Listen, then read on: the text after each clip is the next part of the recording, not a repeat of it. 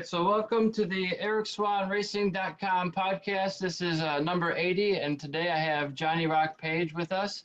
So thank you for coming on, talking to me for about an hour or so. Sure. And we're just going to talk about racing, all things, what's going on in your life, what's going on in my life, and just kind of shoot the shit and give people an update on your life. Right on. Where do you want to start? Are we starting yet? Yeah, just jump right into it. Why not? Okay, right on. And well, I got my Brobier hat on. There you go. Support the sport. Yep. Cameron Brobier actually gave me this. He was at 10th place on the grid at Road Atlanta.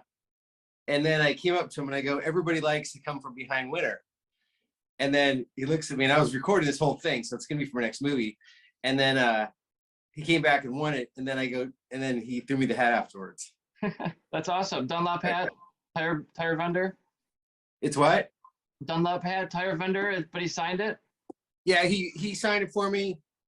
And then he just won the race. It was pretty exciting because I think we connected, because I was like, come on, you can do it, come from behind and win it. And then he sprayed the champagne on the stage, put the hat on, and then afterwards gave it to me. Yeah, I can't wait for his next podium in Moto 2. Yeah, I don't know what he's doing next. I mean, I write to him pretty much every day. So yeah, he's part of my I don't know what you're keeping up on. However, I've got quite a bit of things going on right now. Have you watched the first movie? Yeah, you put out a movie. It's on. It's out there everywhere. Yeah, 1/10 of a second. It's on Amazon Prime. It's in 48 countries. This movie got started by accident from a guy named Kurt Kubasek, who he asked if he could follow me around while I was racing years back. And I'm like, he's the only one that's ever asked if he could follow me around racing. So I'm like, sure, why not? It's not like there's no lines at that point. And so I had filmed like 10 terabytes worth of footage. And I was going to do a reality TV show. Well, hold on. Let me break that down real quick. Because 10 terabytes of footage could be like a couple hours, or it could be days and days and weeks of footage, depending on how big the size is, right? This was over 10 years. 10 years of footage. Yes. So this guy, Kurt Kubasek, he starts following me around, and then we were excited. He wanted to make a movie, and we were figuring, okay, it would take about $50 million for the budget, to have somebody play me in the movie. And so then I went to this place in Hollywood called the Red Velvet, and I was with this guy Vincent at the time, hanging out with him, and there was a red carpet party there that night. And so this guy Mike was in one of the suites that Vincent had rented before the red carpet event. And then Mike said that he was making a movie. He's teamed up with Spielberg in that movie Catch Me If You Can with Leonardo. This is before it got launched. And so I said, wow, I've got a sizzle reel that this guy Freddie made, and it's 2 minutes of a compilation of 4 to 5 second clips. And would you take a look at it? We were thinking about doing a reality TV show and maybe making a movie or something. And so he goes, yeah, I looked at it. And he goes, forget reality TV. He goes, this is a biofilm. And I go, well, we were going to get like $50 million to raise the money for the capital to make the movie. And he goes, no. He goes, you don't need to do that. You've already got the footage here. Just need to splice it up and edit it all nice. Yeah, but at this time I didn't know anything about it. So I've made a splash in reality TV a little bit, with Cox Cable and back then. And then he goes, this is definitely a movie. And he goes, it's a biofilm. You're the real character. And I go, yeah, but I'm not the star. He goes, no, you are the star. He goes, you are the star. This movie's about you. I go, what's a biofilm? And he goes, it's about real things, real events, real stuff taking place. And I go, okay. So then I decided to make so then what happened is I turned over the footage to this guy, Kurt Kubasek, and then he made a 2-hour feature film out of the thing. Yeah. And then he invited me to a red carpet event for my own movie being launched, and surprised me, picked up at an SUV. And that's how, and now it's in 48 countries. And at the time, Amazon was just getting going, so they needed people. And so, now if I didn't have a movie, it'd be difficult to get in the door. But back then, when they were just trying to get people, I fell right in that type of timeline. Yeah. So it worked out. And so, yeah, you got all sorts of people in the movie. And so that was back then. And that the movie led to a lot of positive things. I was really excited to have a movie, and so it's in 48 countries now. It's doing really good, 1/10 of a second. The whole idea of the story is I made the pro superbike grid at 38 years old by 1/10 of a second. Yeah. Couldn't even clip that off. That was the difference between my life, shaping and going this way, working out. Or you would have just not qualified for another event and you had to go to the next one, right? That's if that were really the case, you would have just given up. You would have just said, hey, I mean, that stunk. I just lost a couple $1,000s on tires and travel costs and event costs, but I'm going to go to the next one and try again. Well, I was trying, but I wasn't making them. Yeah. And then Montana Raceway, and the lady came up to me and she said that I have 177 points and needed 175 for a 1-year eligibility card. So I'm like, okay, I better try out because, Ben Spees, all these guys racing out there at that time. I think it was the Boston Brothers, Jamie Hacking, Matt early 2000s. Yeah, Nikki Hayden was even out there, and I think Nikki was out there. Gosh, I raced with all the 3 brothers. I'm just trying to figure out. It's hard to remember all of them, but but I can if I sit there and think about it. But anyway, I went out there, and then finally one day I made that by 1/10 of a second, and everything just got turned on from there. At least I felt like I was part of this group, and then I'll never forget when Michael Jordan came, when Michael Jordan and I became friends. I remember one time he came up to me on the grid, walked all the way out there, hands me on the back, says, okay, good luck, Paige. I'm like, all right, thanks, Jordan. So good it's support to have in your corner. It's what? Good support to have in your corner. Yeah. I mean, it's definitely been a thrill ride, and then I raced last year in the Daytona 200 in March 13th, or I don't know, whatever day it was, March 16th, I forget the date. So it's been a pretty exciting run, but that, racing has just been kind of one of those things that led to different opportunity. So, I got in the movie business, and then I got into the political arena from that, kept kind of pushing and trying to figure out what's next. And a movie's got a big impact. It really leads to a lot of opportunity. Now I've got a second movie filming for 4 or 5 years now. So yeah. So for people who don't know, give the short story on who you are and where you're from and what you did to get here. Well, let's see. Born 1968. I'm 53 years old. Johnny Rock Page. My real name is John Rock Page, and I am a past entrepreneur and who got lucky and turned pro superbike. So there was a time where I didn't know if I was an entrepreneur or a motorcycle racer. And so my motorcycle career took off.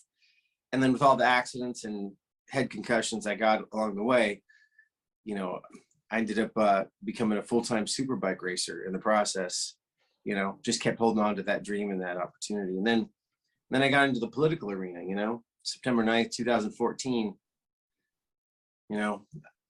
I remember thinking, okay, what can I do? I'm carrying the flag, and I'm carrying the flag. And then I'm like, what can I do to contribute to this country? And I'm sort of thinking, they by this time they had named me Captain America in the media. So I'm getting all excited about my name, Captain America. And I'm like, what can I do? I'm like, I need a political teammate, And so I wrote in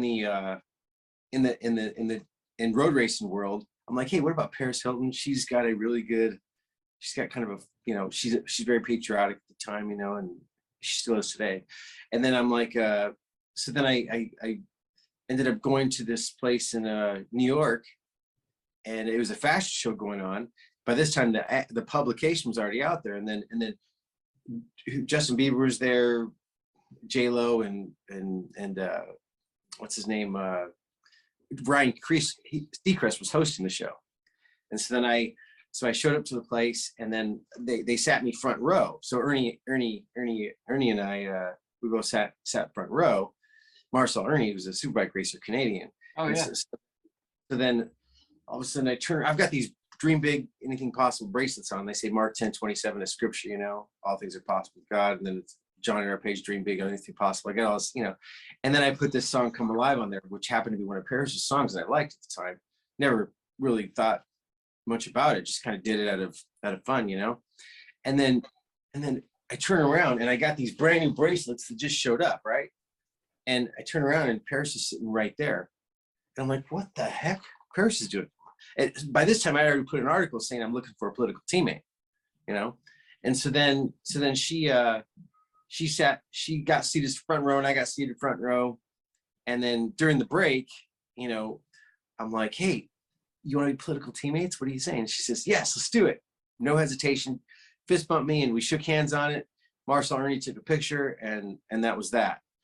And so I set out, okay, here it is, you know, September 9th, 2014, you know, leading the future of the country doesn't come with a set of, you know, it doesn't come with a set of plans, you know, it doesn't, there's not like this is how you do it. Yeah. Who am I? I'm a super bike racer. I'm a flag carrying person. And then, you know, I was baptized September 9th, 2014, you know? So I'm like, who am I? You know, so after a point, I'm just like, okay, I'm a baptized man. And I'm trying to lead the country and I'm like trying to figure out what can I do to contribute, you know, to our country, you know? You're saying like baptized politically into that new arena or like religiously as like a Christian? I confessed all my sins and then they said, who do you profess as Lord on this day? And I said, Jesus is Lord. And then they dunked me underwater. Okay. And so that's what I did. So, you know, what faith? I guess that's, you know, Christianity, right? Yeah. So it was a pretty simple process. I mean, it was a little scary, but I did it. I had a lot of stuff inside of me that I had to talk about, you know? Sure, I bet. It was good. But at that time, I was just trying to figure out how I could contribute back to the country. So then I'm like, okay, well, as I started, and I'm not going to get all into my faith much, but I read into the Bible. I'm like, okay, what I was trying to learn and trying to understand who God is, you know? And then I learned that God likes us to marry holy. He calls us to be sanctified, to marry holy. And I'm like, holy, I'm like, how do I do this? I'm like, so then I'm like, I had to go back to trying to, okay, like I used to just sleep with, you know, girls whenever they're around and you sleep with them, right? That's what you do. And then I had to figure out, okay, well, I guess after learning, I'm like, I'm supposed to put things together more in a proper way. So then I started dating all these girls. And so then I'm sitting and thinking, okay, well, I guess I've got to get married holy, you know, which means, what does that mean to you at your age? Getting married, I mean, I'm not too religious on my end, but I respect it. You know, I wouldn't mind getting married in a courthouse, but some people are different. Some people like different things and the whole ceremony, but I've been to them before. But you got to face the dad, right? Yeah, I mean, everybody's different. You got to face the dad. And so that's what I'm thinking. I'm like, okay, so I'm learning about God in the Bible. And then I'm like, also thinking about the woman, right? Yeah. And I'm like, this is much different than I used to go about it, you know? Hey, yeah, what's up? I'm sleeping with your daughter. What's going on? You know, just like whatever. And now I'm like thinking, okay, now I got to do this really proper. So I kind of like, I learned these things after I got baptized. I started studying and learning these things, right? Everybody learns about these things at different times. So anyway, in my life path, I got baptized like 42 years old. So I just kept trying to figure out how to do this more proper and better and figure out how to put together the best, because if I'm going to lead the future America, I had to be the best myself. You know, I didn't want to like, it was about me. I had to figure out how to be the best of me, the best version of myself. So I had to let go of my past and you know, and then move on to the future. And so in that process, you know, when Paris and I teamed up, you know, I was thinking of, gosh, you know, I had all these people that I was assigning it to, you know, saying, okay, I want these people. And the other person was Michael Jordan. Michael Jordan and I became, you know, excellent friends over a 4 or 5 year period there. And we had so many incredible stories, you know. I didn't know Michael Jordan when he was a basketball player. I mean, I knew of him, you know, but we didn't get to know each other until after his career was ended. And then we partied, hung out many times. He's a big race fan. He funded race teams for many years, and he still probably does track days a little bit here and there. You know, I haven't talked to him in years, but I hope to play golf with him or go fishing with him or something, you know, because he fishes a lot, he smokes cigars, and he golfs. That's about it. You know, and besides that, he's hanging out with his wife and having fun, I'm sure, with his kids now. He got his wife pregnant and then had kids, and now he kind of switched gears, you know. I was in that phase when he was like, when things were coming apart, and he was just out there having a good time and getting life rolling again, you know? Yeah. And so, but I'll never forget the first time we met. I walked up and I had my leathers on, and I'd written a letter to this guy, Montez Stewart, who's a friend of his also. And then I saw there's this RV bus, and back then there was no social media. There were iPhones. So the RV bus was surrounded. There were tents of ropes around. And there was like 10 people deep everywhere, completely surrounded. So I'm like, what's going on here? So I look through there and I see Michael Jordan sitting on the RV steps. He's sitting on the steps. So I walk through the crowd and I sit down next to him. And I'm like, hi, Michael Jordan. I'm Johnny Rock Page. And he goes, well, hi, I'm Michael. I'm like, yeah, I know who you are. I said, you're that guy that Superstition Mountain. I hear you're a cheap ass. You never tip people. And then he thought that was the funniest thing in the world. I was just telling him what I heard about him. Yeah. And then we started bantering back and forth for like 15 minutes. And then he's like, hey, what are you doing on Monday or Tuesday? And I'm like, after the race weekend, I'm like, no plans. And he goes, maybe at Superstition Mountain if you want to go golfing with me, Ahmad Rashad, Charles Oakley, and Vincent Coleman, who's I think a football player. And so, or baseball player, I'm not sure. And so I'm like, yeah, sure. So I showed up there, and then that's when we began a friendship out there, when that came about. So that's when that all started. It was pretty exciting. And that's when we started hanging out. And then it just built from there, from the parties in Valencia, Spain, from the all night parties, hanging out till 5 hours, and then watching him control a crowd was, I've never seen it like that in my life. Well, he's just a celebrity. He's just always has crowds everywhere. I mean, you probably get good with it when you have him all over the place like that. Yeah, he never had any bodyguards around though, it was just always him and his buddies. Charles Oakley was around, a lot. And so Charles Oakley was just kind of like, Charles Oakley just looks at you and then you're just like, he's like 7 feet tall. So, but I hung out with all those guys for years. I'll never forget we were in I was in Valencia, Spain, and then Jordan got me. It was after Valentino Rossi won that weekend in Valencia, Spain. He brought Nicky Hayden and Valentino Rossi and some other guys. I think Colin Edwards some new Jordan shoes and all that. And so we were smoking around cigars for about 4 or 5 hours, talking all night. Just Jordan and I went back and forth about his clothing line, just different things we were talking about. And then so after the race weekend, when Rossi won, we then went to this party place that was close by, and this was the place to be. I mean, you want to be at a party, this is the place to be. So MJ and I, we're there. There's like 15 of us. We get there before the entire crowd. So MJ, he jumps behind the bar, and I'm like, Jordan, why are you behind the bar? And he goes, it's the only place I'm safe. And I go, and at this time, I get that he's known, but we're in the inner circle, so we're just, I'm just rapping with him like every day, I guess you get used to hanging out with him. And so we're hanging out, and then the place gets completely crowded.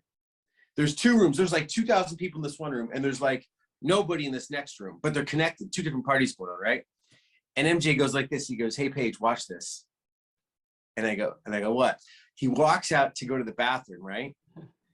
In the other bar. I kid you not, Eric, the entire place cleared out. And I'm not exaggerating, within 5 minutes, the entire place was cleared out and everybody went to the next door place except for his friends. Oh, trying to follow him, right?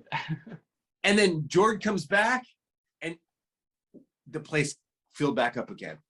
Everybody had their eye on MJ at that entire place. So everybody wants just a piece of what is that magic that he has that is so much better than everybody else. MJ's gone. He's played in 9 championships, and he's won 100% of all of his championships. Yeah, he's not lost any of his championships. He's ever made it to a game 7 in the NBA. That's how good. I know there's something incredible about him. I mean, Pippen's great, and Jordan. Jordan was just one of those players. I got to know about him after hanging out with him for years. He's in my first movie. And I'm hoping he's going to be in my second. I hope we get to golf with Fisher, hanging out again. But I've got a lot of fun memories with Jordan. I just had a good time with him. For sure. Yeah. So I started figuring out. I thought MJ would be a great political teammate. So I put him on the roster, and Jordan's just one of those guys where he's likable, he's very charismatic, and he's interesting too. He likes to make friends. He hangs out with he hangs out with all sorts of different people. He's very he's got a very unique mind. The way he thinks and sees things. And he's always trying to inspire people. Yeah. And He's himself. I wanted to get into your entrepreneurial background a little bit, and how you said you got lucky early on. So what is that all about, and what did you get into? Well, a long time ago, I got into the ATM business, you mean? Yeah. You know, that was so long ago. I started the ATM industry years ago, it took like 6 months to get my first ATM, but I put this dream big, anything is possible board, and I put a collage of what I wanted to do in my future. And I was trying to go superbike racing. And the only way I could figure out that I could go superbike racing if I put 1,000 ATMs all over the country. So it took me 6 months to get my first ATM, but I didn't give up, because I'm like, if I give up, I'm not going to get to go superbike racing. Right. So finally, 6 months later, got my first ATM machine that actually got installed, this place called Food Market. And then the guy was like, no, don't tell me I'm your first customer. I'm like, yes, you are, but you already signed up. Yeah. His name was Ken Patel. And so there was a guy that walked up with contractor pants on and put all this stuff on the table. And I was already halfway through my presentation, on the table talking to Ken Patel. And this guy goes, oh, shoot. He goes, I need an ATM. I can't pay for this stuff. And then Ken looks at me and he goes, about 3 miles down that way. And then so this guy signed up with the ATM machine. 2 weeks later, they installed it. And then I got one of those thirst buster big gulps at the time, and then watched people use it. In 2 weeks, he got my reference letter. And then I put ATMs all over Arizona, and then I branched out to all over America. And that, that was only a part of my life. I did that for 17 years. It was a great business. And then I parlayed that. I got some inspirations to lead the future of America in the ways that I could. So I was branching out to other things. I experienced being an entrepreneur. Now I wanted to do different things. So nobody was really having ATMs in their business before. It sounded like they had a couple, but they were super spread out and they weren't really that popular. Each machine did about 300 transactions a month, so they did pretty good. So you make 50 cents a pop, it adds up. Yeah. And it's residual income, so it's it was good. It was good income. But I parlayed that into, so I could, I knew I wanted to race. I didn't really care about being an entrepreneur anymore. Been there, done that. What I wanted to do next was I'd achieved the spiritual stuff, right?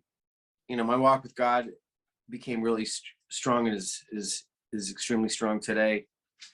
And so, at that time I was like thinking, okay, what can I do? As you get older, how old are you right now, Eric? I'm 29.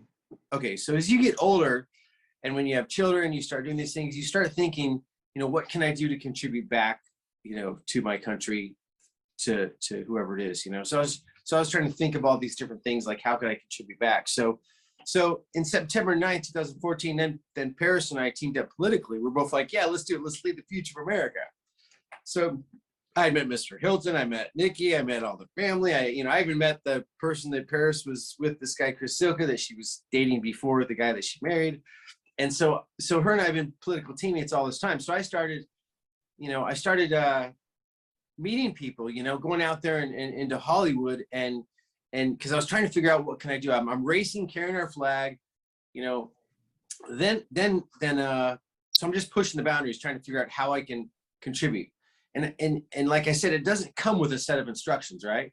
And it's unique for every single person. Yes. So one day I went to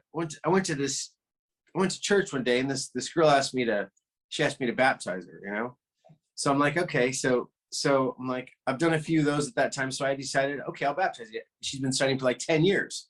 So on that day, she decided she wanted me to baptize her. So I'm like, all right, I'll baptize you. So then I baptized her, and then she went about her day. I baptized her in Malibu, California, And then the very next day, I started getting visions. In the Bible, it does say that there's I will pour out visions to young men, It's in the Bible. So then visions, they started pouring into me. So that morning, I had a vision to go buy a lapel pin.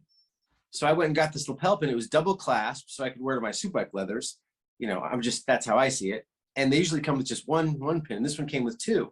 So I went and and I got this lapel pin, and I started meeting hands, shaking hands.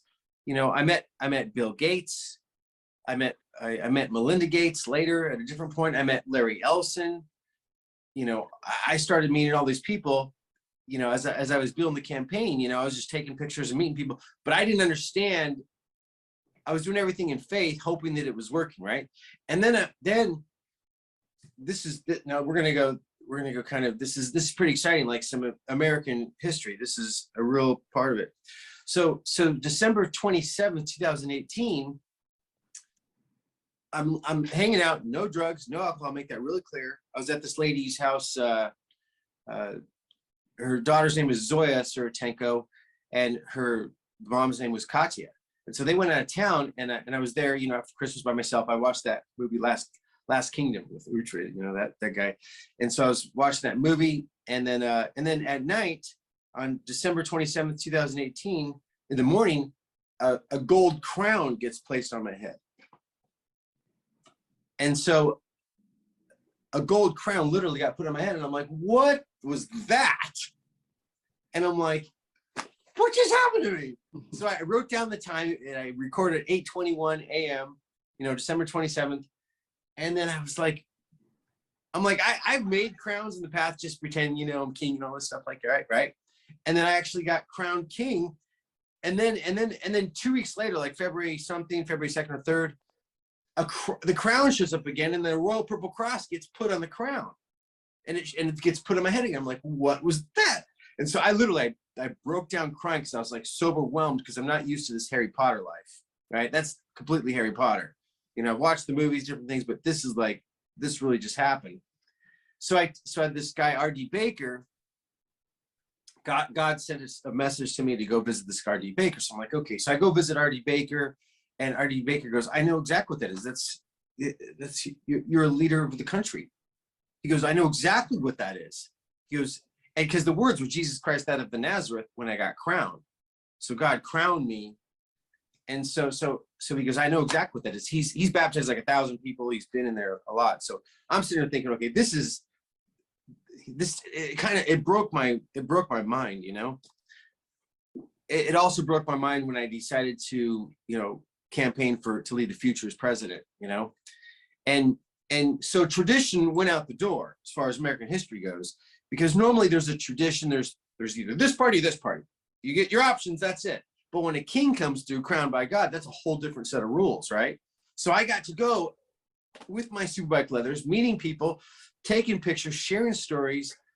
I put 0 posts up. I just kind of shared stories and collected 100-something thousand pictures, you know, of all the moments, and wrote stories about it. So along the path, I met Bill Gates, Larry Ellison, Michael Jordan, the Hiltons. I've met all sorts of football players, basketball players. I mean, Reggie Miller. I've met so many stars. It's unbelievable. So then I started thinking, okay, what does the crown mean?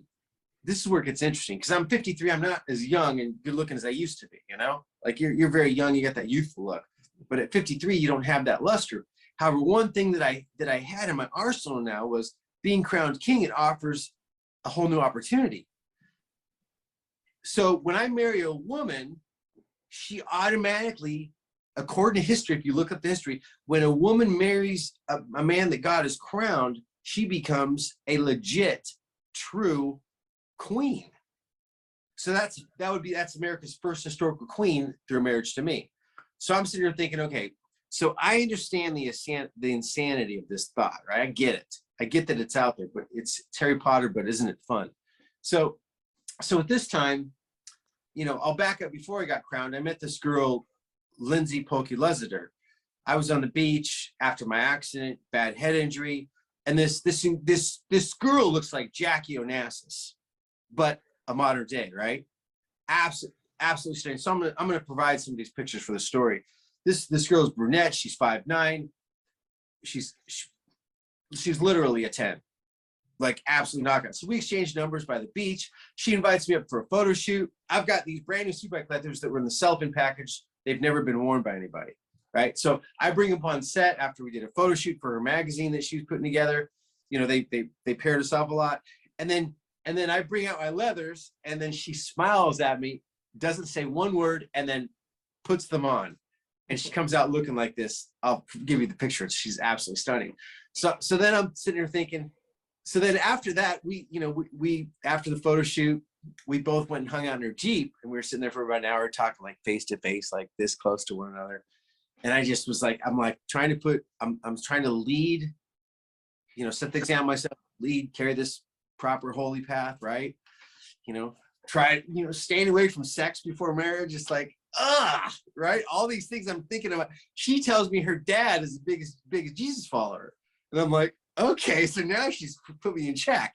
So I'm sitting there thinking, okay, control myself. I'm like, okay, so maybe I could meet her dad. So I wanted to kiss her. We were like real close to it. And then I'm like, no, if I kiss her, I'm just going to end up getting too fired up, right? So I'm like, if I kiss you, we're going to go in the back. By that time, she was telling me her dad's a Jesus follower. I'm like, okay, let me put this on the burners. So then she gave me her phone number. So I started texting her as I'm trying to campaign meeting people. I'm like, okay, you're my go-to girl. I'm going to start texting you pictures of everybody. And we're just going to start texting photos, right? Or I'm going to start texting you and just kind of doing, email, text, whatever I can. I just got to get something going here, right? Because at this time, prior to that, Paris and I met up and we exchanged emails. So that way I could start trying to email Paris, Lindsay, all the people I'm meeting, right? So I started doing that. And then I ended up, she was dating different guys. And I'm like, okay, I dated probably 35, 40, 50 women over this campaign path. And I haven't slept with one of them, right? Not because I didn't want to, but I figured, how can I sit there and lead properly? And this is probably why I got crowned, right? Sharing the Bible, sharing the good news, and then but campaigning, meeting people, shaking hands, and sharing the story, right? And so now I'm crowned. So now I'm thinking, okay, who wants to be queen? And I'm like, first lady, queen. I mean, this is a whole different opportunity, right? So when I'm looking at Lindsay and I'm sitting there thinking, well, I'm teamed up with Paris Hilton. I know we're going to do great. And I know we're going to win, and then we're winning, and I know what things are going to happen back then. I'm like, this is an incredible team, right? So I'm looking at her thinking, well, Paris may not be interested in me, but we're political teammates. But maybe this girl wants to be first lady or queen, And so you ran in 2014 then? What's that? You ran in 2014 then, right? For what position? Well, I'll tell you. You got to keep in mind that you're used to one or the other, right? That's your option. For the parties? Yeah, you used to you can pick this or that. Well, you also have like libertarian or like maybe a third party. Yeah, but so the thing is, America's never had a king until me. I'm the first king ever in America's history. So it's a whole different set of deal now. So I get visions and messages constantly, from God the Father in heaven. I get those things and I write them down and I share them and I distribute them out to people. Like I said, it's very Harry Potter, but I wouldn't lie about it. I'm not too up on all the Christian talk with the kings and being crowned as a king by God. That sounds a little out there for most people. So if we could try to stick to more of the racing, that would make me more comfortable. Yeah. Well, I can't help what's real. You know what I mean? Like I can't. Everybody has their own beliefs, and I respect those beliefs. But I'm not too religious of a person myself, so I know a lot more about motorcycles. Yeah, I mean, I can tell you about motorcycles too. So anyway, so I started building this campaign little by little, and as our numbers grew, we went from not many followers. Then I met this girl, Lisa Marie, who's a bright blonde girl in Malibu. We ran into her like 4 times. She's this girl. She's 5'9". She's absolutely stunning. She's got blonde hair. She was a pageant girl, and so I'm like talking to her. I met her near church. I met her at Nobu a couple times coincidentally, and then I thought she was like 20 years old. I found out she's like 30. Now she'll be 35 March 21st, but she's never been married either. And so I'm talking to her, and then we ran into each other like 4 times over time. So I'm like, and then I'm working with this girl Willow, and then I'm working with different possible women, trying to figure out which one wants to be America's, let's just call it my future wife, okay? And so then I met this girl who's 20 years old. Her name's Bella, and I'm campaigning with women. so my path was, okay, I got 35, 40, 50 women that I've met along this path. And now I'm trying to figure out, women will help you out a lot if you do them right, you know, like you're kind to them and respectful.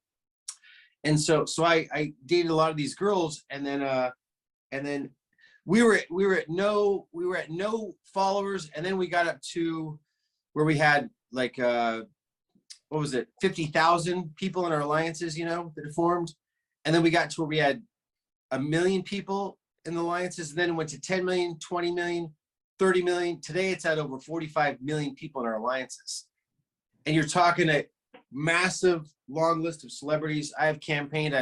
I've shook the hands of John Rahm, you know, gave him a fist bump when he won the 2021 US Open.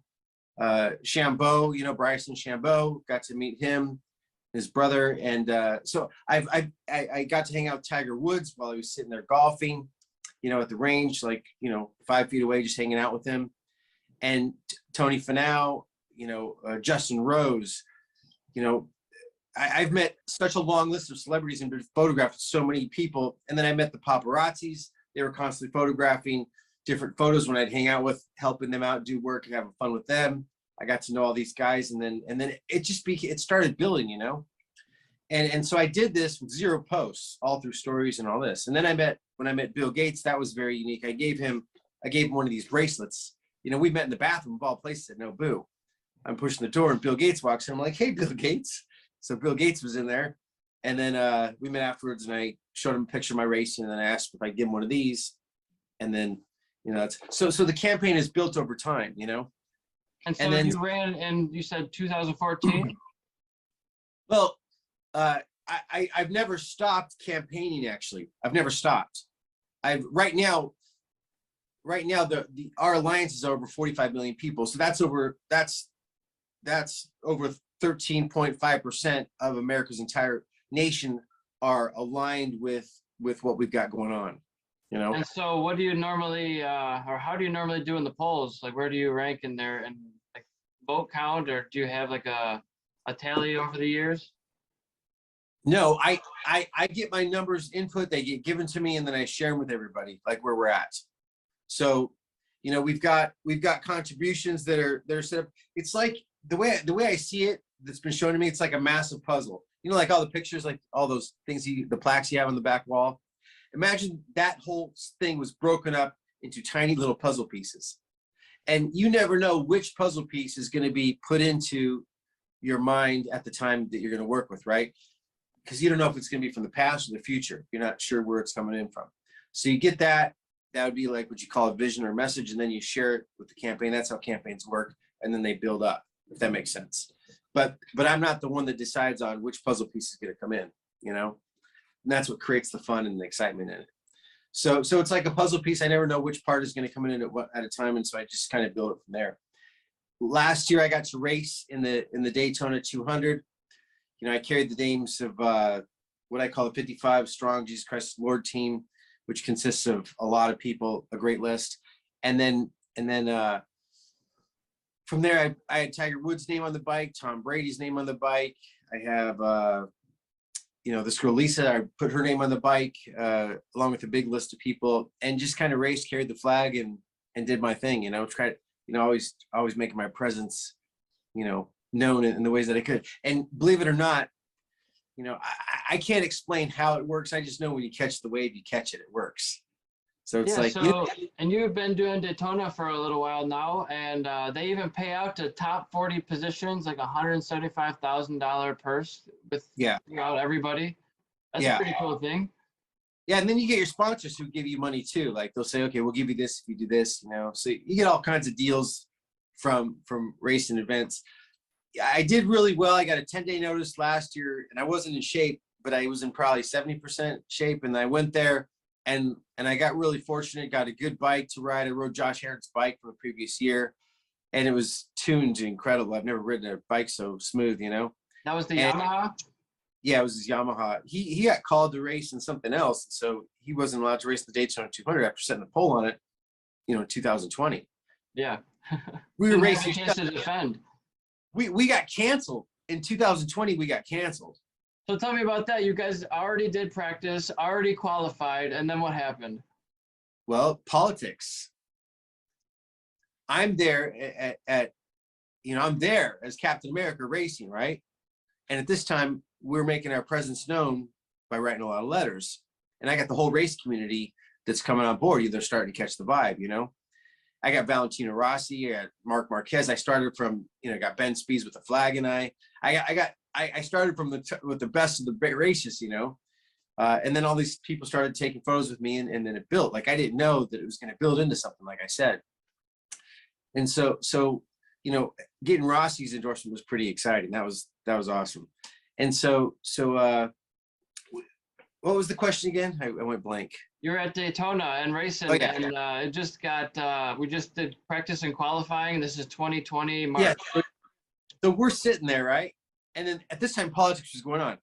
So another leader was at the NASCAR event trying to kick that event off 2 weeks early with Jim France. I'm there with the Superbike racers, Captain America, trying to race. And when you're racing it at this time at 51 years old, and you're carrying the flag, and you got a big alliances forming, right? And you got Paris Hilton as your teammate, Michael Jordan. I got all these incredible people, right? And then at that time, Bill Gates and I met. The story's out there, And so then our event, we qualify. 5 minutes later, it gets canceled. And I'm like, okay, if I say it's politics, they're gonna think it's delusional, right? So I'm just like, okay, our race just got canceled. They could have let us race. We just traveled here from all over the world, to get to this place in Florida, especially some of the people, and they canceled it. So I'm like, wow. So I had already taken pictures and publicized it that I qualified, carrying our team. I made my political move. Luckily, like 1 hour before, like right before it was canceled, I time coded, got everything in there, right? So I got really lucky on that. And then they canceled the event. So I'm like, okay, so we got published, canceled, so we went back home, and then and I moved to San Diego for the rest of it. In 2021, this guy, TJ Bauer, who was staying on my couch, his business took off. And so he sponsored me for 2021. And then that's where I got Josh Heron's bike, and I made some money in that. And I bought a diamond with the money. Heck yeah. What kind of diamond? I bought a 1 carat diamond. Well, the diamond evolved. It used to be a 3.5 carat diamond.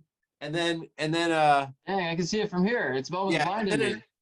Thanks. And then it evolved into a littler diamond because I needed to sell it to get some money to race. So they gave me a little diamond with the money. And then I took that same diamond, and then I got a bigger diamond. Now I've got a 1 carat diamond. I figured, okay, I don't even have a fiance yet, but at least I've got the diamond, so I'm ready. What does something like a 1 carat diamond cost? If you don't mind me asking. It was a lot of money. It was good quality, Because sometimes they say they should, what's the general rule? I don't know. I'm not married. You're supposed to have 2 months of salary into a wedding ring. Is that right? Yeah, but the best thing is just to have a girl that, is nice and is into you and is sweet, Yeah. You don't need all that stuff. And vice versa. Yeah. But as a leader, I have to meet the parents. So Right. I have to meet the parents, or meet, for parents and all that, I have to meet the people around her. So I've got to treat her like a queen before she can become queen. So you're actively dating now, looking for a mistress or a woman? And not a mistress. I'm looking for a woman who's interested in becoming queen and coming together with heavenly standards. So getting married and settling down, maybe having a kid? Absolutely. I've got kids already, but definitely it would be great to have more kids in the future. I'm very 100% open. And now, are you on like Match.com or like Tinder, or what is it? Okay, Cupid? It's tempting, but I feel like if I do that, then maybe the girls that I'm working with are not going to see the opportunity. So as much as I want to I want to meet all these girls, I write to these girls and I stay in touch with them. And I'm like, here's the opportunity. What do you think? And so if they've got a boyfriend at the time, obviously it's not going to work. So they've got to, first of all, get single and prepare themselves so then we could court, Sure. Courting is we get together and we stay away from fourth base. We court, like I'm telling you, you don't have any kids yet, do you? Not that I know of. Okay, when you have kids, you're gonna be like, oh my gosh, now what do I have to do? Because your life folds in half, and then you gotta figure out how to contribute back to, Well, at first it looks like childcare is expensive. I love having kids. So to me, I would hang out with them. I've had kids before, and they're just a blast to hang out with. Yeah. So, I'm looking forward to having, more kids in the future. That was it's kind of like, you know, it, I don't know. I was married before. Now I'm going to get, married. I've been single for like 5-6 years. So I've been single for quite a long time. Okay. Close a couple times. I like some girls, but, didn't catch the way I wanted it to, It's hard to find the right person. Yeah, it is. It is difficult. It is. It can be very difficult, and then you get used to being single too.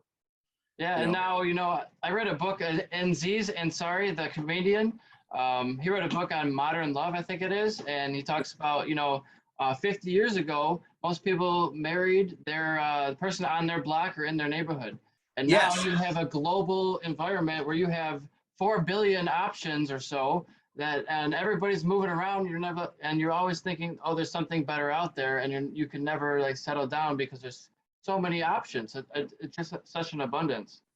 Yeah, and you know what? You're right. Have you ever seen the movie Bridgerton? It doesn't ring a bell. Well, you're right. Back then, the parents used to set up the kids, and they used to date, and there'd always be a lot of people around. So, we've gotten the society's very different. Dating today is completely like if one girl doesn't call you, just call next because you got a whole social media of people. So I've tried to stay really focused on mine. And we'll see how it works. I mean, I'll be married in 2020. Just gotta find out who and when, and then after that, get together with Paris and go meet up with her husband, and carry our vision forward. Our commitment. For sure. So, yeah, and then so you're a huge American supporter of all things America. It sounds like, and so we just had a holiday yesterday, MLK Day, but it seems like most businesses don't actually follow it as like a holiday like banks do. Do you think that's a problem? We should have more like bank holidays across the board for all companies, or is it okay to be open on those days? It doesn't really matter. I guess whatever people decide is best. I mean, nowadays you bank online so much, it's almost like you don't even need to go into a bank that often. Right. So everything's online now. So I mean, I do all my banking online.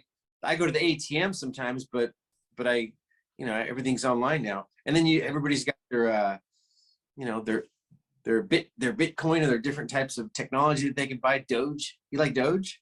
I just bought some the other day. I bought like 20 Did bucks. you really? But you know what? The thing is, I think that one isn't that one where they can keep making it and it's just going to be devalued more and more and more and more? I'm not sure, but Elon Musk likes it, Yeah, so I was like, I'll buy 20 bucks. Yeah, what the heck? It's not going to make a difference either way. I mean, if it goes up to $50,000 a share, that could be cool. Yeah. So you just buy it and hold on to it. And then if it hits, I feel like the cryptocurrencies like the yen cash, the American dollar, the Japanese dollar, the peso, I feel like it's just a different form of cash. Pretty much, but those cash values get changed way more frequently because they're tradable. Yeah, and so the Bitcoin, this technology, this industry, I feel like you're gonna have all sorts of cryptocurrencies that are gonna go up, just like the different values in different economies, different countries. So I feel like why not buy 5 or 6, 7 different cryptocurrencies? But I like Doge because it's at the bottom, it's at the floor opportunity right now, and it's like 17 cents or something. And it's fun. It's fun. It's like if you have an animal you want to own, Yeah.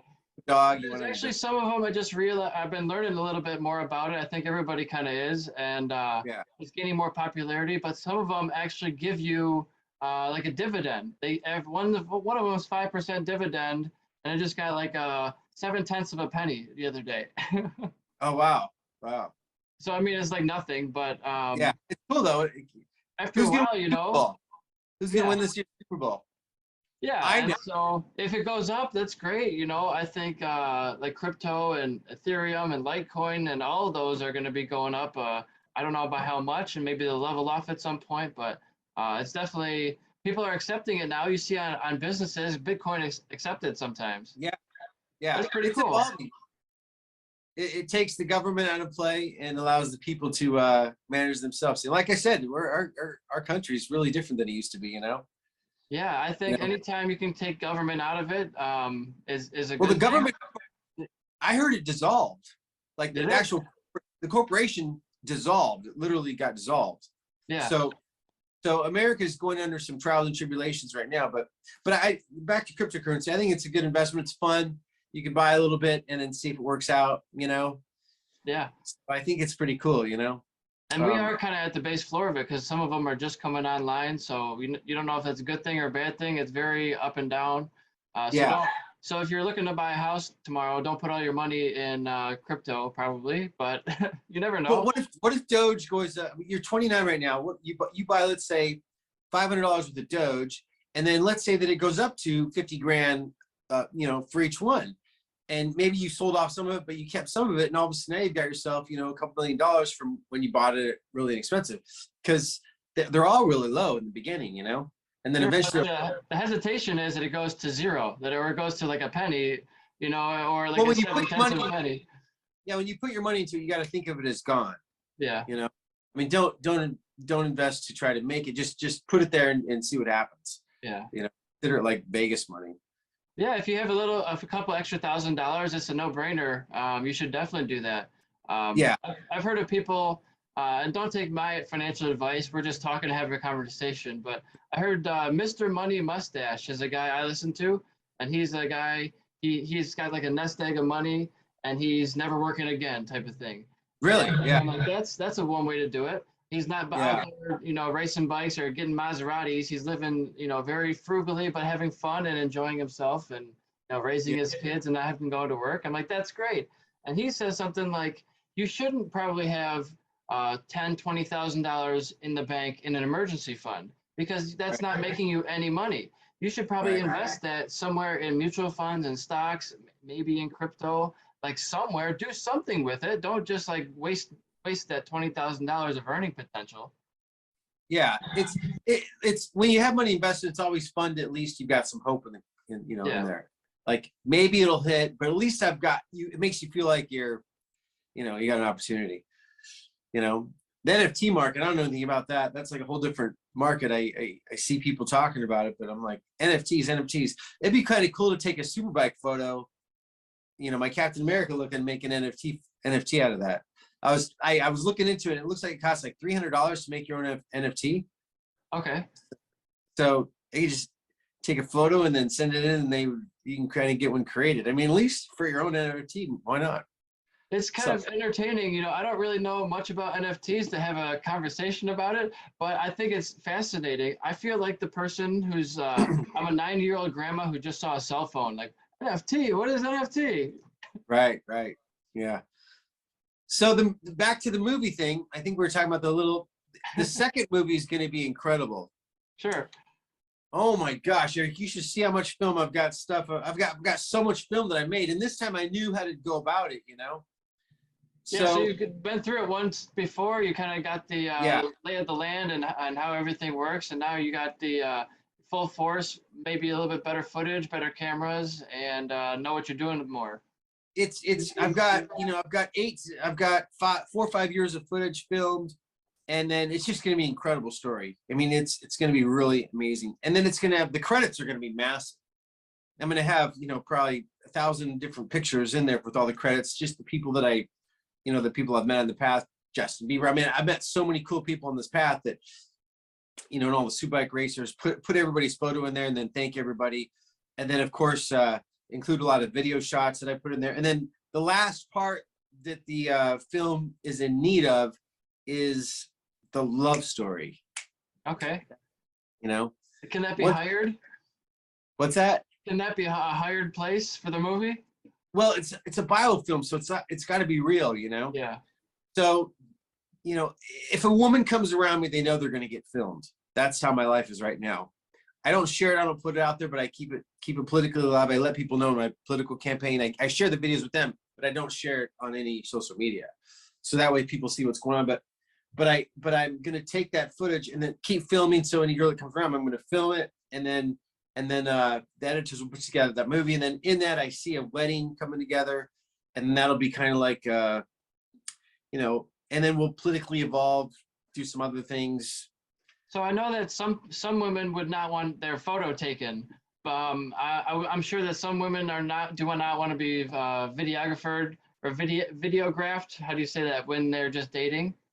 It's one of those things where don't come around me if you're not going to be okay with being filmed, because I'm making a movie. And so as a superbike racer, sometimes you're racing as competition, right? So when you're making a movie, you're going to get some of that flack. Oh, don't film me, but you just keep filming anyway. Yeah.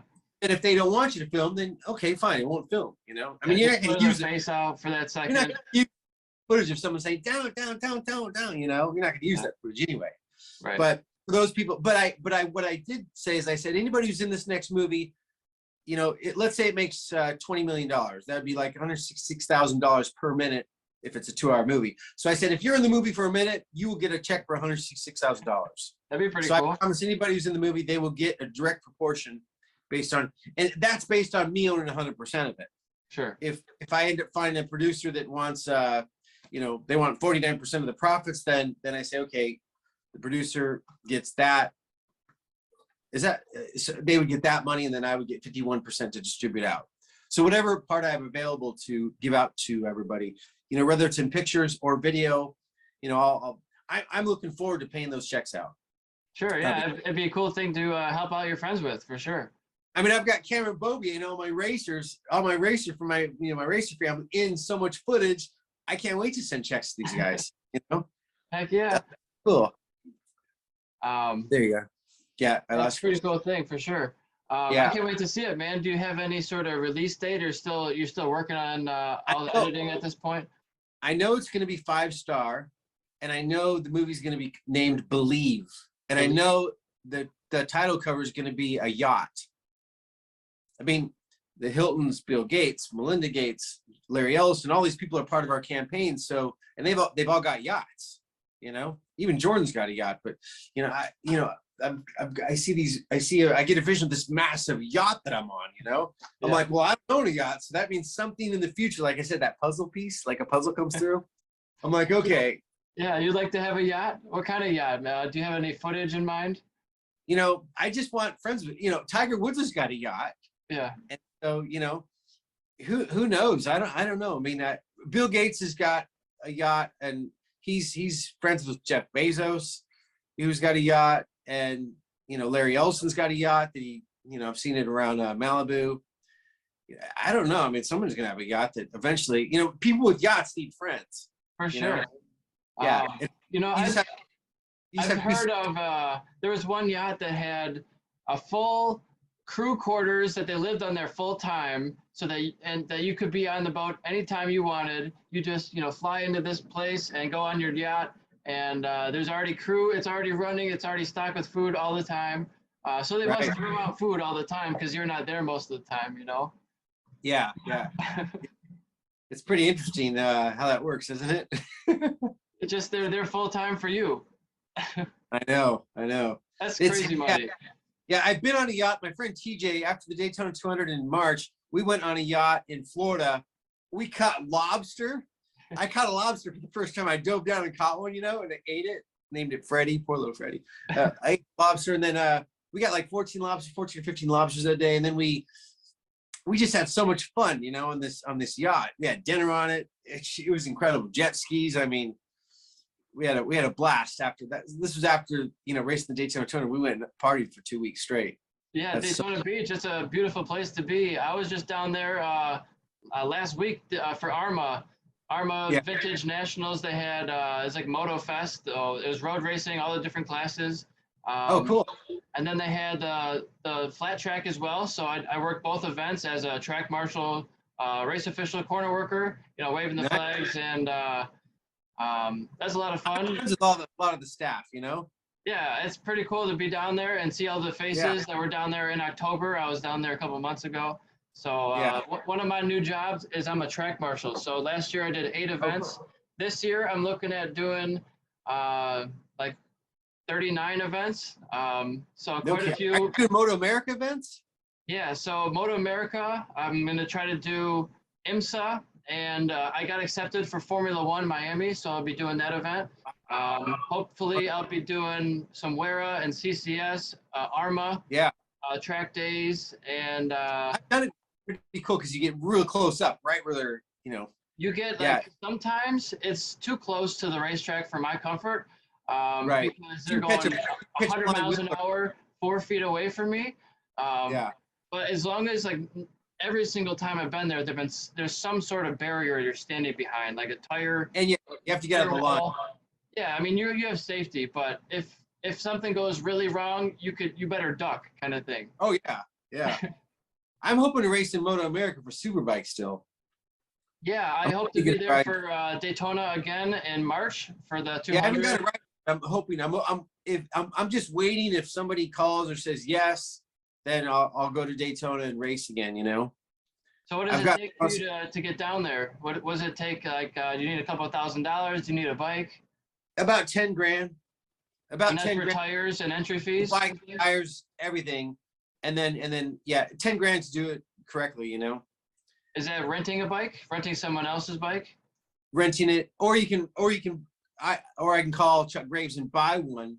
I can buy a bike from Chuck Graves for probably 50 to 60, 70 grand for a super bike, 1,000, and then about 35, 40 grand for 600. So Chuck Graves, he puts incredible bikes together. And there's also, David Anthony knows how to build bikes. So it just depends on who you get a motorcycle from to race, And have you been on the new spec 600 yet? They just changed the rules this year, so it's going to be wide open. I have not. They've got the Ducati now. That's a whole different bike now that you can race, and they're putting some restrictions on it, I think. But the 600, I heard the bike right now is the Kawasaki is pretty good. Of course, the Yamaha. Yeah, That'd be my bike. If I were to buy a bike right now, I'd buy 2022 636 Kawasaki's and strip them down and put all kinds of race parts on them. Yeah, it is a good bike. I mean, that's what Kyle Windham won in 2019. Yep. And then he crashed in 2021. I remember he crashed, and then I forget which bike it was. I think a Yamaha won, didn't it, in 2021? I think it was a Sean Dillon Kelly or a Yamaha. No, Sean took second. He was second. He was so close. He was fighting with somebody. I was rooting him on. He was like a fraction. I mean, go, Sean. I was like, Danny Eslick's won it like 5 times, right? He's won it like 4 or 5 times, yeah. And then Corey West is always up there, and Jason Corey Farrell, West. and the guy from my hometown, Carl Soltis. He's usually like top 10 guy now. Yeah, and then Michael Barnes won it. Michael Barnes and Jake Lewis did it for a while. Yeah. And maybe Joe Roberts. I don't know if that's right. Ben Bostrom come back and race in it. Heck yeah. He's good. Ben's cool. I like Ben. It would be great to see him get I think that guy could still win superbike races. And another person, if you get on a bike, is Ben Spies. Yeah, for sure. Ben Spies is kind of a chicken. Well, he's got some shoulder injuries, right? Yeah, but he said he was racing his dirt bike as fast as he ever has. And so I'm like, dude, let's go superbike racing, patriotic, come on. And I'm like, that's probably why we met. He gave me endorsement, all this stuff with the flag. And I'm like, dude, I'm 38 and I made it. You're like 35 now. So now I'm here to get you going now. I said, do it in front of your kids. That way they can see you. It'd be so exciting, And the cutoff is 55 years old. So you got plenty of time. Yeah, I've got like a year and a half left. No pressure. No, what's that? No pressure. I know, yeah, but ideally I wanted Ben Spies, and now I'm like, what about Cameron Bobier, Josh Heron? I want a teammate who could win races. The goal was to try to win the trophy, bring it to the flagship, and then get Michael Jordan to, he never got a Superbike championship. Yeah, well, I'm sure like Richie Escalante is looking to move up in the Superbike class, I bet. Or like an Andrew Lee, he's a top level guy racing a World Superbike. I want to get that I'm friends with. Like Ben Spies would be like a big time comeback. Oh yeah, for sure. That guy is phenomenal at racing. It'd be fun to see him get charged up inside. But he tells me, he goes, Johnny, do you know what it takes to race at that level? And I'm like, I'd like to think I do, but I'm not you. So I've never won a Superbike race. And he goes, the what it takes is overwhelming. And he goes, I need to be paid for that. And I go, okay, so let me get you some money. But nobody was stepping up with money, you know. I think I've got, you know, I'm sure I'll have 200-300 million coming in the future in the campaign, but I'm still waiting for those dollars to hit, you know. But as soon as those dollars hit, you know, another person is Cameron Bobier. You know, Cameron Bobier may be racing in Europe, but I'm like, well, what are they paying you? How about we join up? You know, I've got this guy, Mark Denson, who I'm campaigning with. Mark Denson is a billionaire, or close to it. And I'm like, you know, what about you, Mark Denson? I'm like, you know, who wants to pitch in and get this thing going? And then I've got Eric Crown that I'm campaigning with. He's, you know, Rand Paul's up for election for 2022. So I'm aligned with Rand, with Rand Paul, trying to help him out, do whatever I can. Eric Crown introduced me to him years ago in 2016, along with Roby Hutchison. So we've been working together on that. And so I'm thinking Eric Crown, you know, Mark Denson, let's get something going here. You know, I don't know. I'm surrounded by billionaires, but I'm like, which one is gonna do something? You just gotta tap them the right way, or like, I don't know. Sometimes you make a friend with the right person, it can all work out. But you know, I'm looking to get back into racing myself. You know, I got 50 podiums and 5 championships. You're kidding. Between you motorcycle road racing in Wera and karting and mountain bike racing. And so how do you like karting? I love it. I got a big spot in my heart for go-karting, and I got a race simulator in my living room, so I get to practice quite often. And you know, I got my pro license in 2015 from Moto America, but I just financially was never able to use it. So I'm trying to build this business selling race parts online and podcasts to help promote it and get the word out there, so that I can talk to interesting people and maybe, you know, find some money out there for me to get back into racing myself. Yeah, it's tough to find somebody to, you know, it's difficult to find somebody to sponsor you, but you can do it. You just, they have to have a reason why, you know? Sure. Yeah, and I had 20 sponsors, and it was very helpful, but you know, most of the sponsors give you free parts and discounts, and they're not really writing checks. Yeah, that's true. Yeah. You know, you got to have some type of connection or reason why, you know. I don't know, people they accumulate a lot of money, and then everybody's got a plan to give away their money before they die. Yeah. So, but you know, you just don't know what's going on. You know, it's like sometimes I see so many people, so many wealthy people, they just keep on wanting to collect money. You know, so what are you gonna do with it all? I'm like, you shouldn't have $200 billion. You should only have, you know, this much, because you just don't need that much. Do you think there should be some sort of wealth limit, or like tax above 100 billion or some whatever number? You know, no one can tell Bill Gates, hey, you shouldn't have $180 million or $100 billion. However, I know that these people are big philanthropists, and they give in secret often.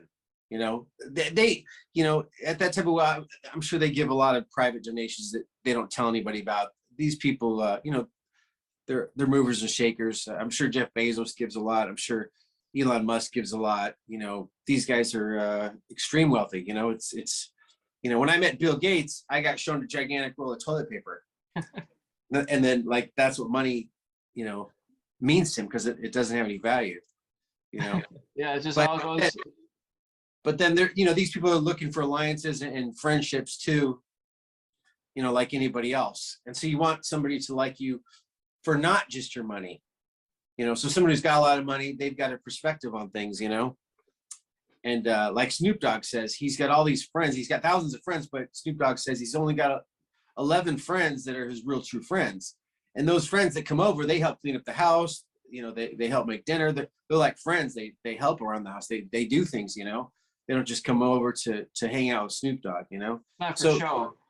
Yeah, so you know, you get friends for different reasons. Like I don't know, you know, how many friends do you have that you think that are really good quality friends in your circle? Like, would you say tight? Like maybe 5 to 10. Really? That's pretty good. Yeah, I mean, like it's kind of different in racing, right? Because all your friends are spread out throughout the country, so they might not live next door to you, but they might be a really good friend. Yeah. Yeah. Right? You know, you can call this person or text them, and they're always like, they'll pretty much answer you and like have a genuine like care about how your life is going. Yeah. we can only care about people so much, I still like my ex-wife. She's a nice girl, I can't wait to see her again up the road. I haven't seen her in like 11 years. This girl, Ladina. Yeah. I haven't seen my, we had a daughter together. She was 3 years old last time I saw her. She's almost 16 now. Oh, wow. Yeah. And I look forward to seeing that. So that'll be good video footage, of that. But broken relationships didn't work in the past, but I still look forward to, saying hi to these people again in the future, I think everybody has that. Everybody has those people who they wish were still in their life, or whether they died or they broke up, or whatever the situation is, moved away. Life is hard sometimes, but I think that's sure. part of it. Yeah. Are you close to your parents? Yeah, my parents are still together. They're about 45 minutes southwest of me, so we live in the same state. But I'm looking to move out of this state so I can be somewhere warm and screw this 12-degree weather in Michigan.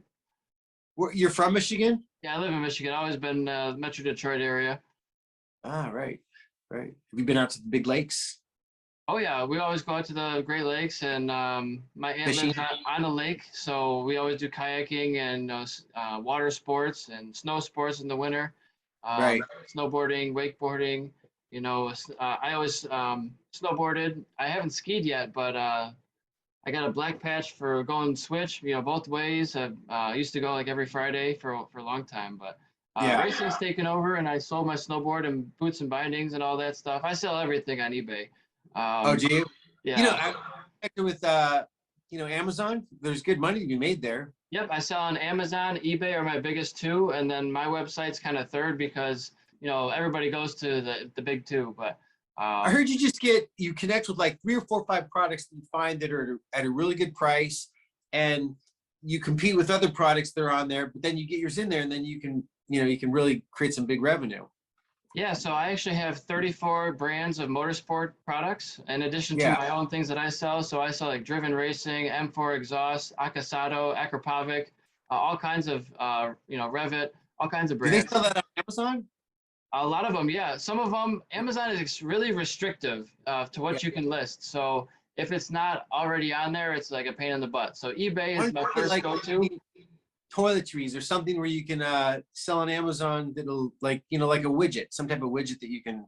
I'm sure you could. There's probably some hacks. Well, since you already know the mind game and the process of it, like you could probably just, doesn't matter what you sell, it's just a different product to you. Exactly. Now I have, over 10,000 unique products. So it's a line in Excel now, and you just upload products in Excel all day. And you're probably going to be a multimillionaire based on the way you're talking. I hope so. It just seems like it takes forever because I have access to all these products, but my problem is it's taking too long to upload them all. So there's a lot of products that I have access to that aren't online for sale. Hey, can I give you some advice? I would love it. Okay, here's what you do. Find yourself, 3 to 5 products. Get rid of the 35. Get down to 3 to 5 products, and then figure out which ones sell the best. And then rather than specialize in motorcycle industry, take that same, you already know how to buy and sell, find the connection where they make that product that is not being distributed big yet, but it's a great product that's out in the market already. And then just go and say, okay, you can buy this one, or you can buy this one, or this one, or this one.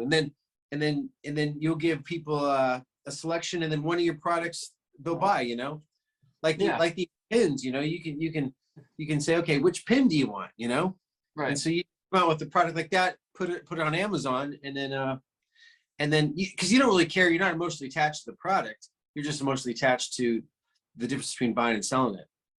Yeah, I mean, I'd like to stay in motorsports, but if it's making money, I don't care what industry it is. Yeah, here, sell pipes and make 10,000 a year from that, or you can sell a toilet paper dispenser and make 30 grand a month. I wish it was that easy. Well, in other words, you hear these stories about how they've got just a simple product that they found, and it sells for $30, but they're buying it for 10, and they're, Amazon takes their cut, you take your cut, and they're left with $10 a unit, profit. Yeah. So, or what was it? Elon Musk selling those flamethrowers. He sold like 20,000 flamethrowers for like $500 a piece, and that's like a lot of money right there. And so, but see, I think you've already got the structure. You just need to change the product and then get it into the funnel that has the massive funnel. That's Amazon, you know? Right. I just haven't found that right product yet. So I'm just throwing it all up on the wall, seeing what sticks. Easy, Eric. I think that you've already got the mindset. I think that you'll absolutely 100% do it easy. Just go find that product, go look in the Amazon catalog and then see what they're selling in there. And then, you know, it's all computerized. You can find the connections, you know, what are they selling, how much they can put your own name on it, your own label. And then before you know it, you set up the relationship with Amazon by filling out the forms and then they'll let you in, you know? So you're talking about like private labeling or creating your own manufactured product? I would just find anything that sells and then go find a manufacturer that makes it and then form the relationship with them and then be a supplier and then offer good quality product that's competitive with the products that are already out there. You know, I gotcha. Yeah. They're going to have tape recorders. You can buy, you know, 10 different tape recorders out there. You know, you just find a tape recorder that's got a good product that's already out there. I mean, you know, salt and pepper shakers, automatic, you know, where you press the button, you know, anything. Yeah, I've thought about doing some private labeling. It's kind of a neat idea. Get your name on it and etched it and all that stuff, and you know, branded the way you want it. I wanted to mention your suit. That looks like probably a custom suit you got on. The stars and stripes, red, white, and blue. Made this for me, and I've never crashed on this suit. And this is the one that Lindsay Lesiter modeled in. And I've raced this now in three or four races now. So it's got good history. She looks better in it than I do, you know, but she's I'll have to give you the picture, like I said. And then but it's got a really nice, I mean, I love the suit. It's great, you know. Are you an elbow slider or elbow dragger, or are you just a knee down guy? Hit my elbow before. I hit it at Birmingham, Alabama. Was the first time I leaned over front up to hit my elbow. At Barber? Turn on the straightaway. That's where I caught my elbow. Ben Spees was doing it there all the time. Mr. Elbows, right? Yeah, that's right. And so everybody's trying to figure out how to do it. So everybody lean over and try to stick their elbow out there like he was doing, you know, just to catch it. I caught it before. So I was there when Mike Jordan touched his knee for the first time ever. Oh yeah, that's pretty cool. It's always a good day in the motorcycle world. Yeah, this is crazy. We were over there in Chicago. We had golfed, and then I was headed to the track. I invited him over for barbecue. He couldn't make it. He was visiting his mom, but then we went and he showed up to the Chicago Autobahn, and we went out. He crashed 2 times that day, but he sat next to me. We were in an RV or sitting there, and then he sits next to me, and I looked at his knee, and it was scuffed. And I go, "Dude, did you scratch your knee?" He goes, "Yes, I did. I thought I did." He was so excited. I mean, literally, you know, it's like the first time you touch your knee. Oh, so it's great, yeah. Yeah, I took a picture of the knee puck, and then Jason Pridmore, I got a picture of Jordan Subak racing, and then Valentina Rossi, me, Nikki Hayden, a whole bunch of us back then. We autographed the picture with his knee puck and him leaning over in the corner. And Jason Pridmore helped me put that together, and I gave it to Jordan. He was really, really happy about that. At Autobahn Country Club. It was at Autobahn. Yeah, it was North Chicago course, South course, or the full course. I don't remember. That's too much. Yeah, I just know that Jordan pulls up in his brand new Ferrari, and everybody's like, "What? Where'd you get that? Never even seen that kind of Ferrari yet." Yeah, he was. That's a place to take it. Yeah. It was. Well, I mean, he didn't do anything but just show up in it. He raced that day, so it was pretty cool. I was excited watching him race bike. He's pretty good too. I bet. You know, he got some money to spend on cars. That's the place to do it. No, he's good because he's an athlete and he's aggressive. Oh, for sure. Yeah, he's good at riding motorcycles. Yeah, like I bet. You take him to Daytona. I mean, he won't do anymore, but if you took him to Daytona back then and raced, I'll bet you he'd win as an amateur. You know, I mean, he was getting over pretty good, so I was pretty impressed. Heck yeah. But let's see. So what's coming on this year? What's next coming months? You're going to be doing some more racing, maybe Daytona, maybe some rounds here and there. Eric, I'm open to racing up till when I always said I'll die racing or I can't qualify anymore, whichever one comes first. And then you could just do amateur stuff. You didn't have to do the pro. You could still race at a high level with WERA or CCS. You know, I think the only interest I have is at the pro level, you know, like the top superbike level. You know, once you've done that, it's kind of like, you know, I guess I'd go out there for fun if I wasn't doing it, you know, with intent for any reason. However, racing is one of those things where I've always attached to something, you know. I raced because I attached it politically. I raced because I was carrying our flag, you know, all that stuff. Remember Nicky Hayden, right? Oh, yeah.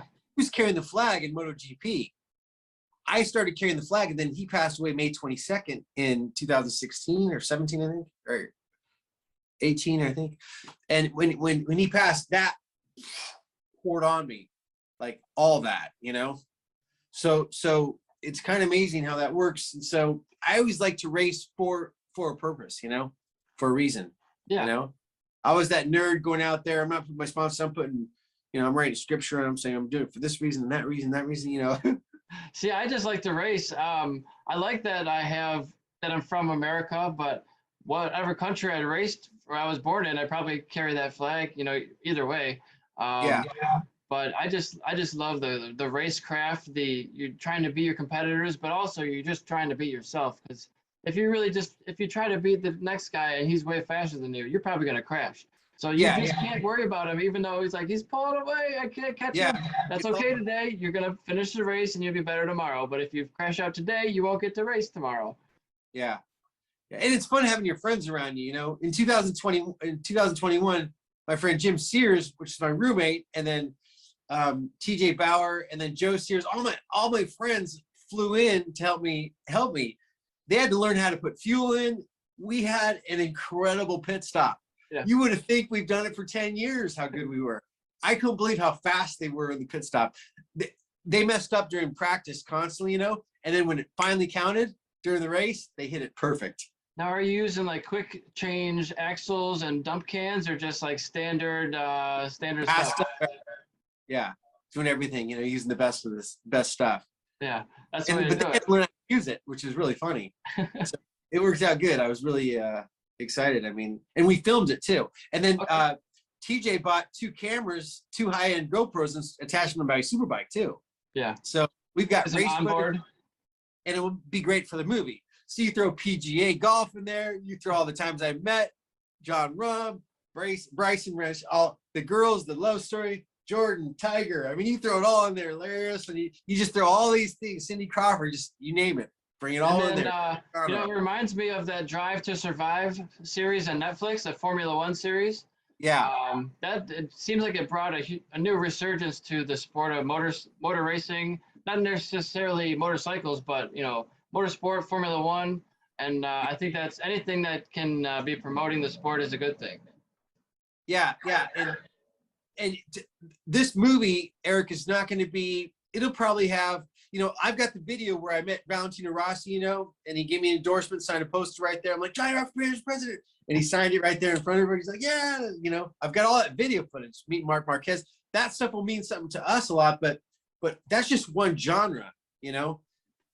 I met Machine Gun Kelly, I met Tara Reid, I met, you know, all these, you know, Tega, who's a rapper, you know, and all the paparazzis. They're the best ones to meet because they're the ones that are connected to the whole branch. Right. So this Adriano Camilleri, I was filming all these things. Bella Thorne, I was hanging out with all these different people filming, right? And so and all this time while I was filming, even Will Ferrell, it's just the list is so long. It's going to be incredible. So once we get this movie together, it's just going to have racing in it. It's going to have Rossi, Marquez. It'll have Cam Bobier, all the people on, you know, Josh, all these people who are in the race video that I've filmed. But then that's only going to be like 2, 3, 4 minutes of the movie. Then it's going to be also the Hollywood scene, you know. And then Paris and I, when we were campaigning, you know, if we can get the footage where I handed her off one of the flags while she was in a limo, I handed the flag handoff, you know. Film in Paris, just different things that we've helped. When I'm partying with Paris, we're partying together, you know, while she's DJing and all this stuff. She's got her wedding footage, I'm sure, that she could throw in there. I've got all of my future wedding footage. And we'll put this incredible story together about 2 political teammates and how we put this thing together, you know. And I'm saying, I can't speak for her, but I'm just saying, you know, I can put in my part, see what happens. And I don't know how that's what I said. The last part of it, I don't know how it's going to come together, you know. I've just got to be open to any possibilities and keep the cameras on. But I already do have a ton of footage, you know, And this is part of America's culture, America's history. So we put it together, and then we make that movie, and then we present the movie, you know, and then it's out there. And it's not just about me. You know, I met Gerard Butler in the process. I'm like Gerard Butler's single. I'm like, do you have a girlfriend? No. I'm like, you get together with some of your friends, R.G. Baker. He lost his wife recently. I'm like, he wants to get married. I'm like, okay, so let's get different weddings going. Let's get different things going, and let's put this movie together, you know. And yeah. So do you plan on releasing it like in theaters or online, Netflix, Amazon, or like how does that work? I see it in theaters as long as theaters are still popular, you know. Right. You don't know if they're going to be coming back, right? They might be going away. Yeah, with the COVID thing, a lot less people are going to the theaters, you know. I haven't been in a couple of years. Yeah, you see movies getting released on, and technology is so good now, you know, on our phones. So I think that I believe that the movie will do, you know, I see it as 5 stars. I see it's going to be great. You know, I want to go, you know, interview and hang out with Bill Gates for a day, Larry Ellison, some of these great people who've been a strong presence in the campaign, you know, just by meeting them and sharing the stories, you know. And I want to do these things, and maybe go fishing on a boat with Jordan. He's got a boat now, in you know, Tiger Woods. I'd love to hang out with him again, you know. Like, I just figure, you know, I've got these incredible women that I've been campaigning with for, you know, a big group of women. I'm like, I can only marry one. There's got to be other single men, friends of mine, who might want these incredible women that I've been working with, you know. And so, you know, I don't know how it's going to come together. I just know that I'm going to be filming it and celebrating in all sorts of people's, you know, victories, personal victories, you know, we achieve. And so if people wanted to support you, how could they go about doing that? Well, it's a little different when you've got a crown. You don't have to worry about it. You know, okay, and I'm not going to get religious. Baptized, I said Jesus is Lord, right? And you know that's God's one only Son. So Christ is the most powerful name out there. So I said Jesus Lord. I got the Holy Spirit, which is eternal life. You get planted in you, and then you care for you take care of your temple, you know. So that's my path. I take care of my temple. I don't sleep around women. And then I put together, you know, a marriage, not the way I did when I was 20. I put one together with the mindset and knowledge of Christ that I understand now moving forward, you know. So I do my best to put together something that's proper and always thinking presidential. And I have to, and like a crown, I have to care for the crown, you know. The crown I'm talking about is a spiritual crown, but Harry Potter, I have to care for it. And so I don't want to destroy the crown. So if I marry this girl in a really holy, proper way, you know, stay away from fourth base, basically, then she would get her crown, you know, through the marriage to me. So I've got to do. Wait, what's fourth base? I don't know what fourth base is. Fourth base is home run. That's where you're having sex. That's the home plate. It's a home plate. Yeah, yeah. But but going back to like Bridgerton, you know, like the way they date in these societies, you try to do things proper.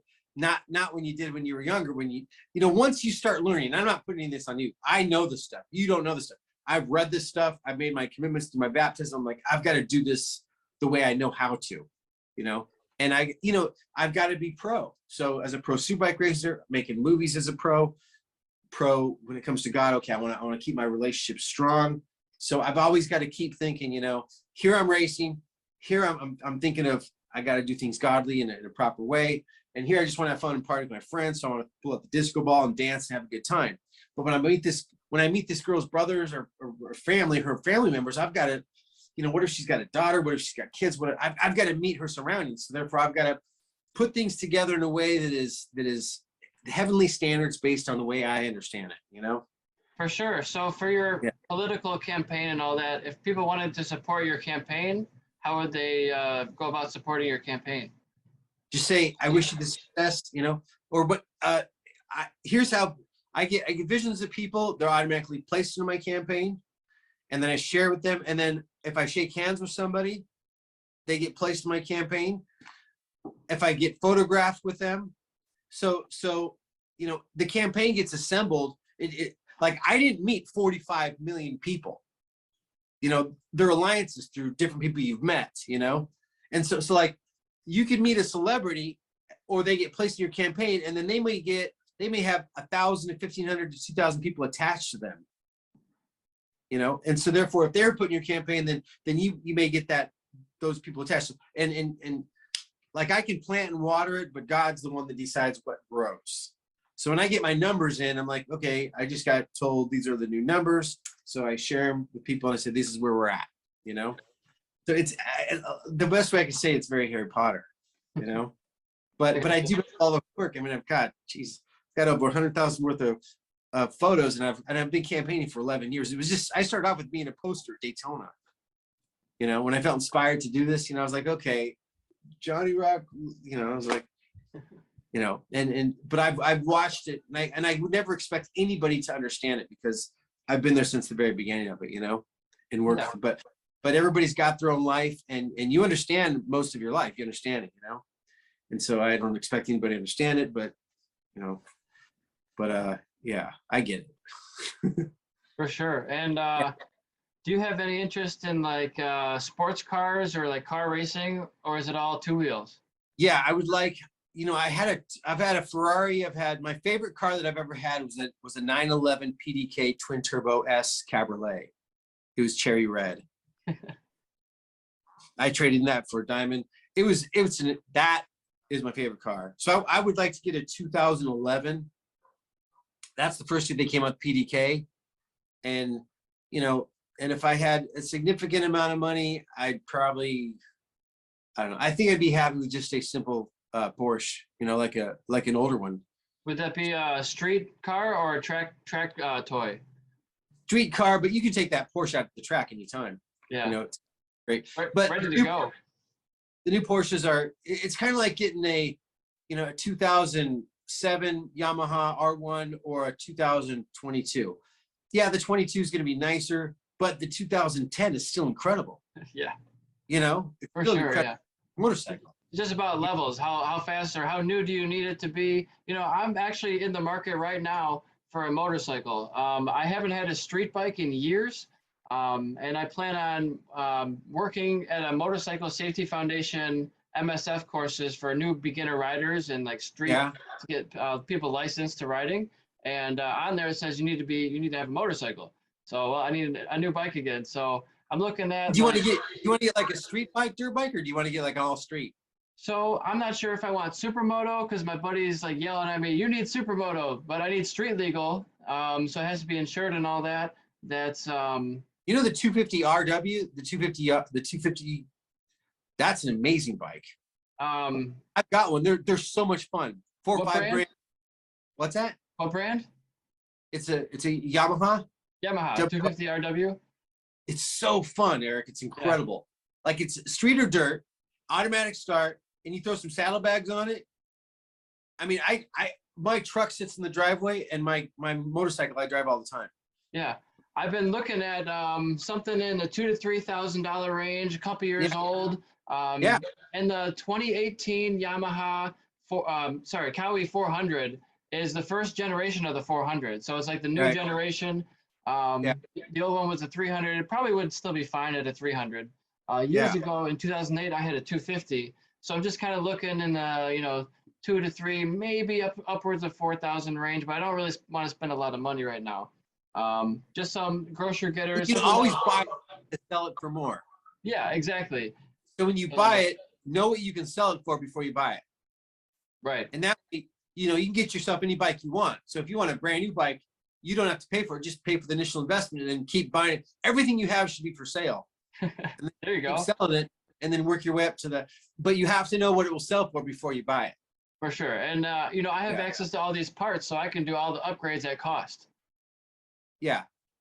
People don't really, you can't resell the upgrades, though. That's the problem. Well, I mean, yeah, some things make it better, but for sure you can't put $400 into a rear set and expect $400 in price to go up.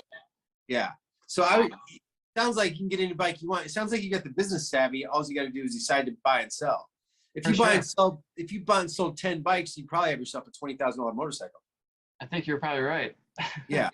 I mean, see, so if you want a brand new R1, what would you like, a Ducati or an R1 ultimately? If money ultimately, right now, I would want a 2022 Kawasaki 600, which is basically, or 636, which is $10,000.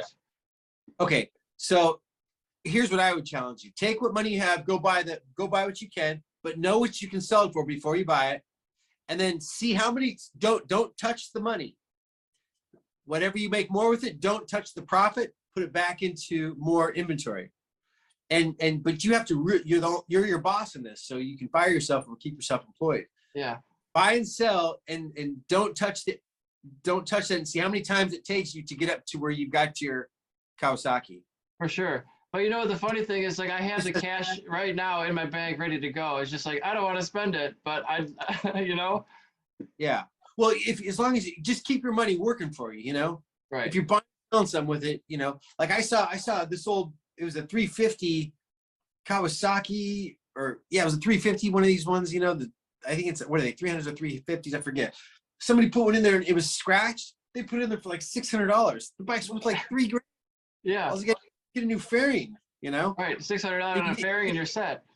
Yeah. Or someone says, well, it's not running, it's sitting in the garage. You know, you got lazy people buying stuff that just sits there, and, you know, there's always somebody willing to sell something for lower. There's always somebody willing to buy that same product for higher.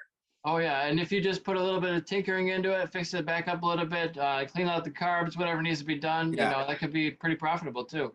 Just The most fixing and selling important thing bikes. the most important thing, Eric, in my opinion, is attach a dream or goal to it. Yeah. You know, like If you have that big star that you're looking forward to, it keeps it easier to work through the hard parts. Exactly. Attach a goal or dream to that thing, and that way it'll really, you know, have a chance to make it, you know? Heck yeah, man. And I'm surprised, you know, from doing all these podcasts, how much I'm learning from people. I didn't consider that when I started, but from talking to people, I feel like I'm getting smarter. Ah, that's good. Talking to people and getting smarter. Yeah. You know, I don't know what to say about that. Well, I mean, like before, I just wanted to help promote people and network, but like I'm talking to different people and like, oh, maybe I could get back into racing sooner. It's like, oh, maybe I should be a racing coach. It's like, I guess I am an expert. You know, Larry Pegger was really good at getting sponsors. Yeah. You know, he always had sponsors. You know, I should talk to that guy. Yeah, he always had a few sponsors that he always got. So, you know, Montez Stewart had Jordan. You know, he built the first Superbike team. Jordan gave me an $8,000 check to go do that. Yeah. So, you know, there's different ways to do it, but the definite way is to just go buy and sell products and make money yourself, you know? Yeah.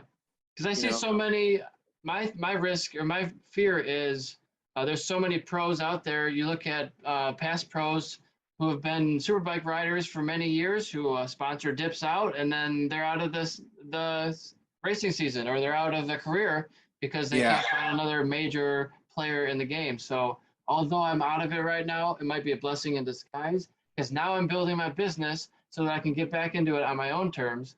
And when I do, I'll still have sponsors, because why not? But I'll also have my own money. Yeah.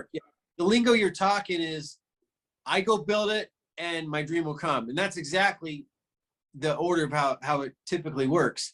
If you go, you know, I sponsor myself when I built my ATM business, and you're sponsoring yourself by building your business, and that's exactly the way to work, you know? And I think that within 2 years you could make millions, just get a few of those products, you know, on Amazon, rather than, you know, just change it up a little bit, you know, do what you're doing, take your same time and put it to something that, you know, this one pays out this much, but this one only pays out this much, but your time is the same. Which one do you want to put it into?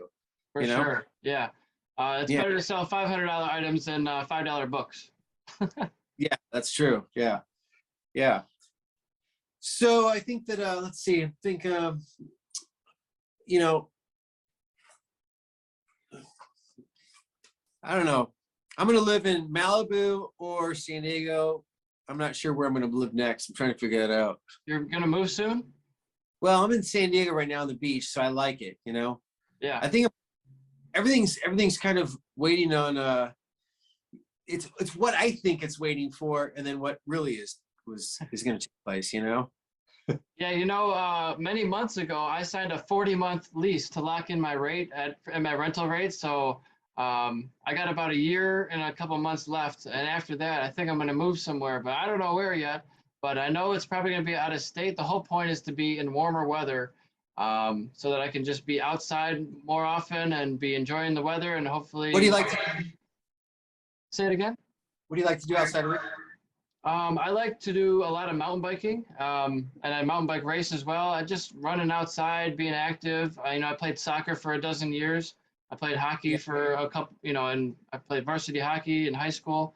But I just like being outside, being active, kayaking, and You've done mountain biking, like at the big mountains, like the ski lifts.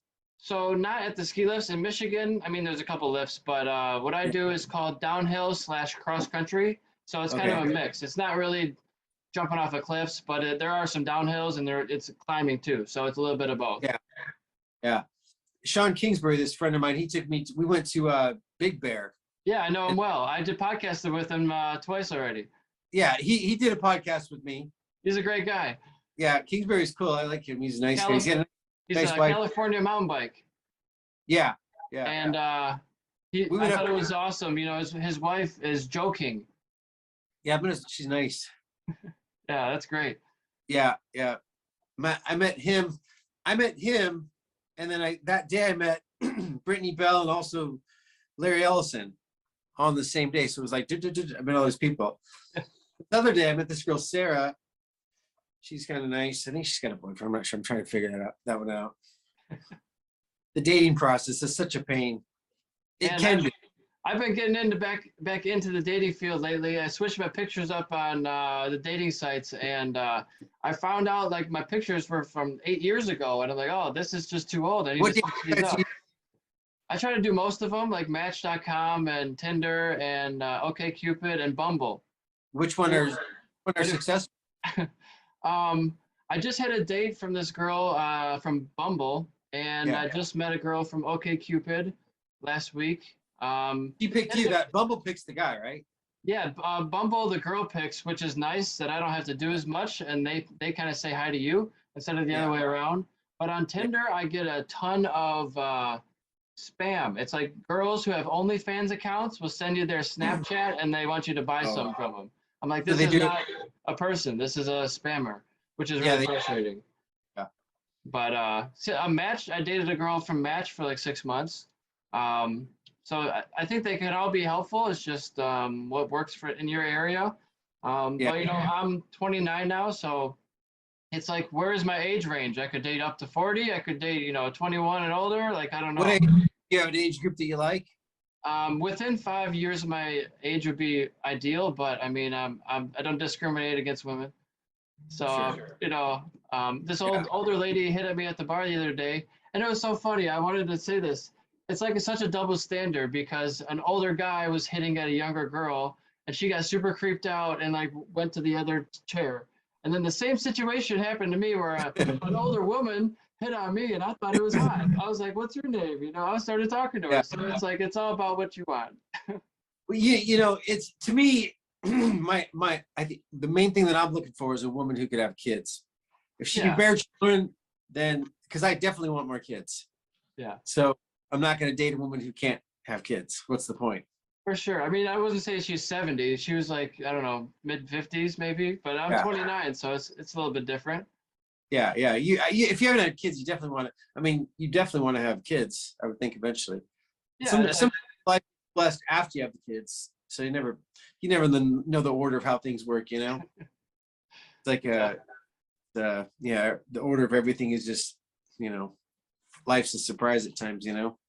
Yeah, and nowadays you may be able to be 70 and have kids with like test tube babies and genetics that's going on and all the stem cells and research and scientific improvements. Right. Yeah, I've read some articles where women have had kids like in their 70s or 50s or something like that, but that's pretty cool. I mean, why not? I mean, a guy can have, I mean, who's the guy who just killed somebody accidentally on set? Alec Baldwin? Oh, I heard about that. Yeah, a gun went off. Yeah, he accidentally killed someone on set, but he had kids. I met him, gave him a bracelet when I was in Hollywood. I ran into him and he was with his baby, and then I gave him a bracelet. I mean, he's an older man. He's got kids now, so it's pretty cool. He's on his kids. He'll die before his kids leave him, because the parent always goes through the heartache of their kids, moving away and stuff like that. You lose your kids, they take off, do their own thing, just like you did, and we all do. And then, but this way he'll exit maybe at the time they're getting older, so. That's kind of sad in a different way. Yeah, but at least you don't get the pain of having your kids leave you twice. Yeah, I got you for sure. You You know, know? talk about recent news. Betty White almost turned 100. She was 99 and a half, right? Plus, I saw that. She was So days she was an away. icon in our culture, man. Yeah, my grandmother was almost 100. She was 99 when she passed too. It's She was amazing. really. It's like an end of an era. Yeah, my dad, he's 79 now. He's one of my best friends. It's getting a little tough, you know. He's getting older. It's tough on the heart. It's So like, did your dad get you into racing? How did that come about?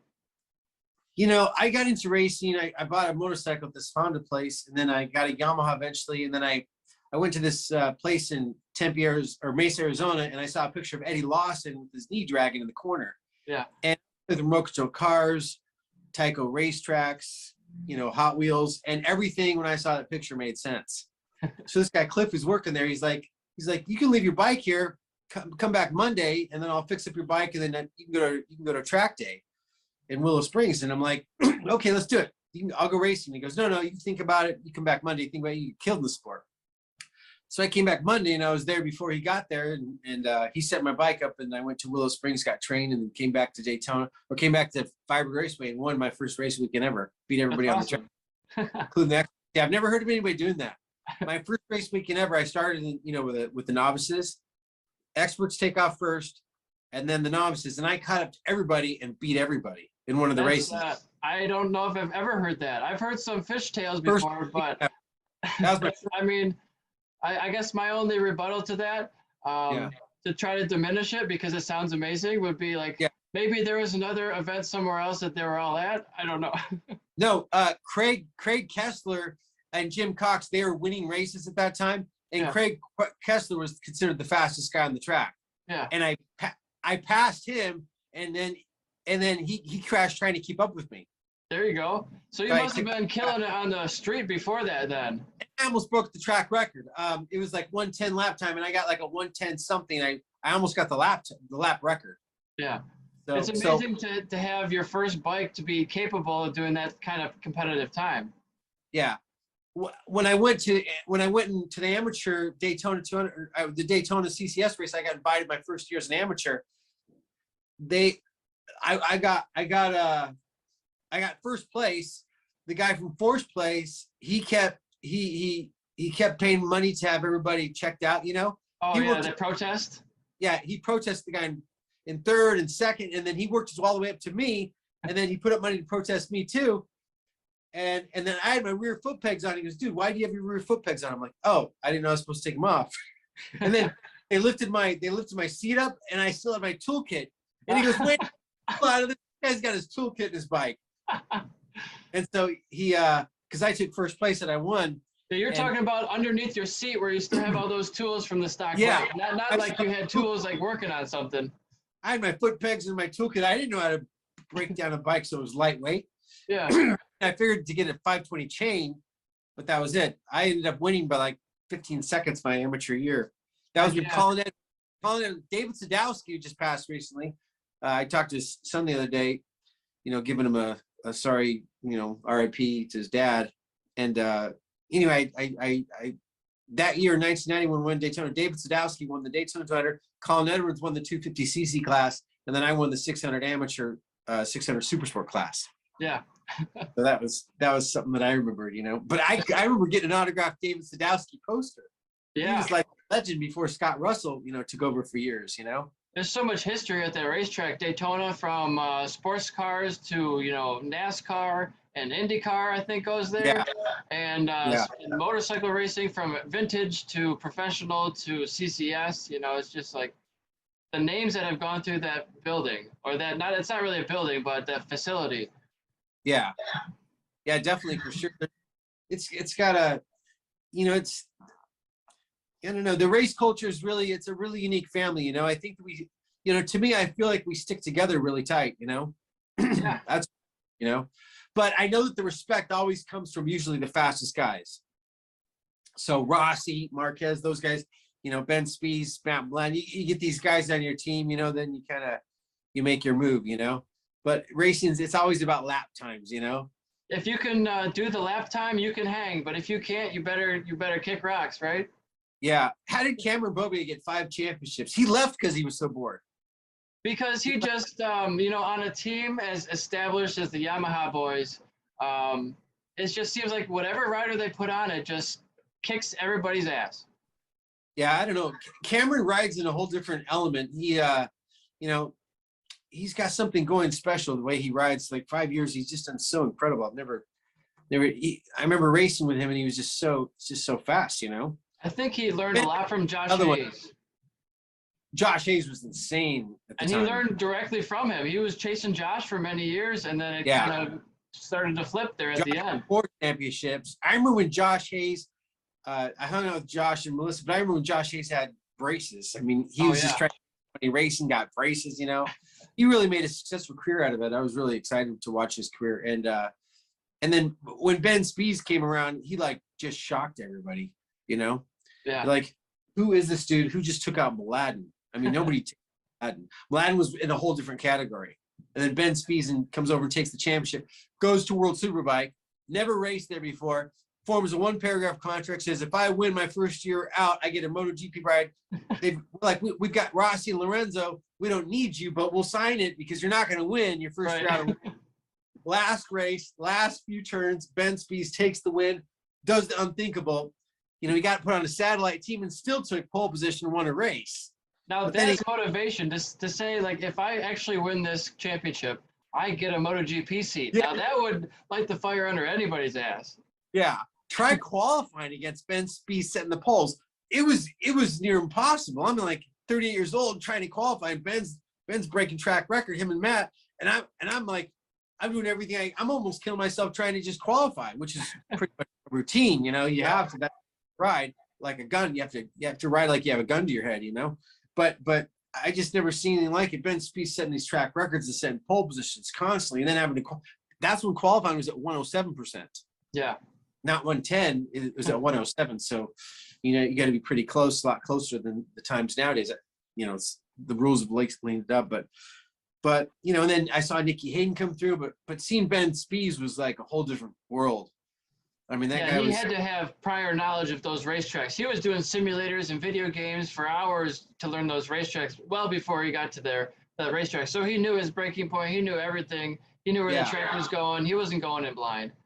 I start thinking, I'm like, okay, if we can get Densner Crown or somebody sponsor this future patriotic superbike team, you know, or maybe just the money comes to the movie. I'm not really sure, but who would I want as a political race teammate? You know, Cameron Beaubier, Ben Spies, Josh Herring. What about John Hopkins?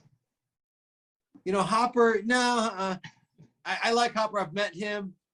You know, I feel mostly connected with Spies and Cameron Beaubier and Herring. You know, there's always Hayes too, or Bostrom. You know, a couple wild cards thinking in there. You know, I think Bostrom could come back and win still. That guy's I guarantee he's in top condition right now. You know. You never really get out of it. I see Scott Russell all the time on Strava just putting in like 70-mile bicycle rides like nothing. Yeah.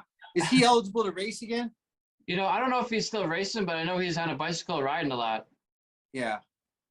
Yeah, these guys are, it's funny. I grew up, you know, it's like as you get older, you appreciate all the pictures and all the moments you had because they sure change, you know?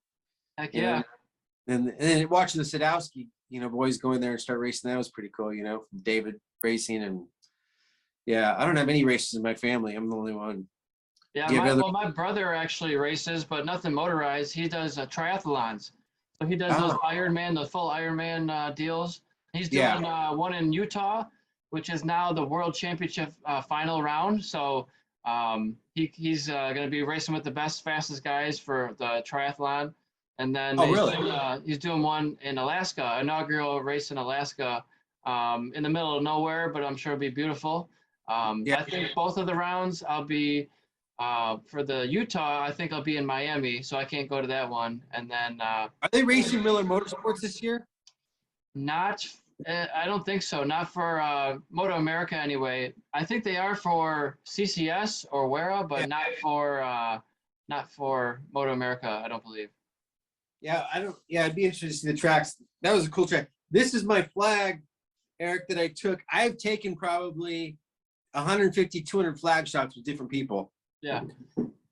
Selma Blair, you know her, movie star. She helped launch our patriotic. She ignited one of our flags. Took flag photo with me and all that, and then I sent it to my teammate. So these are really important because we can all kind of come around the flag and say, okay, whatever we contribute, we got to look after our flag, our country, you know?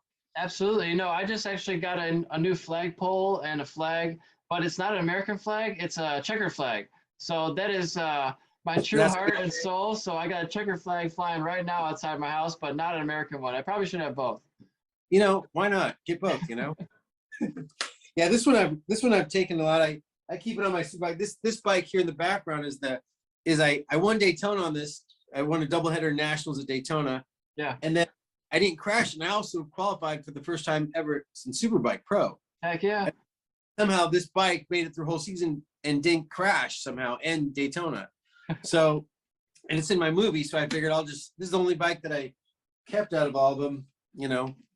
Yeah, you know, I've worked at Daytona now for 2 separate events, a pro and an amateur one. And I can tell you that everybody who's new there is at some sort of bigger risk than most tracks of crashing. Right.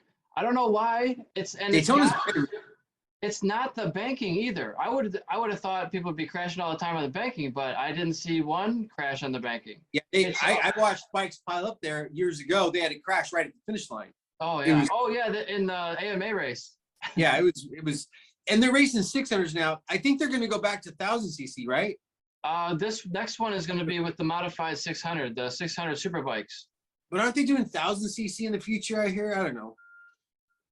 You can race 1000s, but it's not an endurance race. Yeah, it'd be cool to see the Daytona 200 1000cc race. That's how I raced past, but our tires burned up. Yeah, I guess they go through tires too much, and it might be too dangerous with the walls. Yeah, it's definitely. Ben Spies blew a tire and shaved off half of his butt. I hear a long time ago. Yeah, like literally. So he got a bad wound, and I think he was going 200 miles per hour. You know? I went 204 miles per hour. I'm on the bank right at the edge of the wall. Cameron Bobier passes me, and then I slingshot. I get right behind him. You know. He pulled me to 204.5 or something like that, and he went 208. I second fastest trap speed. They pulled my bike over and checked it. Like, how did Paige get the second fastest?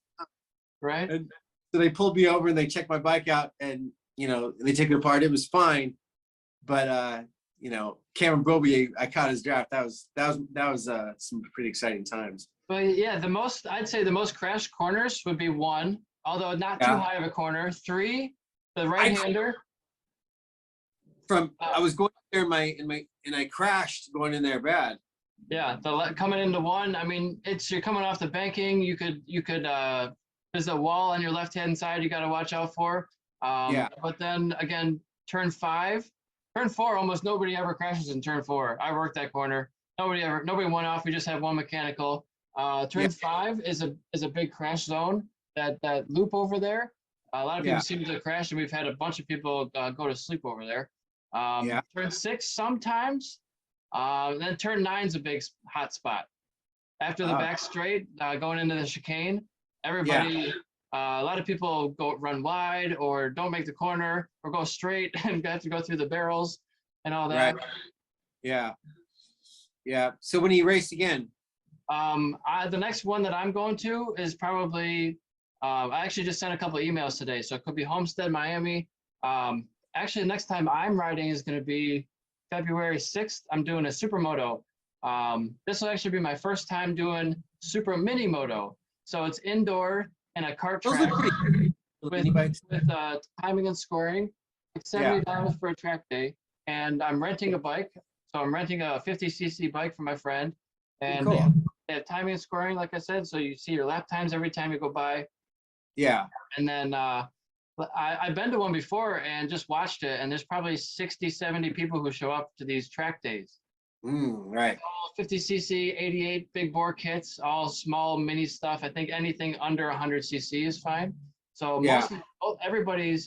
mostly everybody's on the Honda 50cc chassis. Right. But there's some guys on some other, I don't know, there's a Kawi 65, but Kawasaki doesn't make a 50. Like there's other bikes that don't make 50s anymore. Oh, wow. So Yeah. Yeah. it'd just be fun. I'm doing one February 6th and then one March 6th. That's just one day, but that's 2 miles from my house. And all my buddies, Great Lakes Supermoto puts it on, and he's a good friend of mine. So I can't wait to do that and try out Mini Moto, put another riding discipline under my belt. Oh, nice. Yeah. Because these are all slick tires on polished concrete surface. So everybody's sliding out and like crashing all the time, but you're in full leathers, full suit and everything.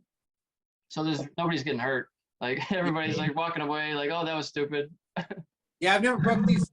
My leathers, I crashed in 2016. I qualified for this 2016 race and then crashed.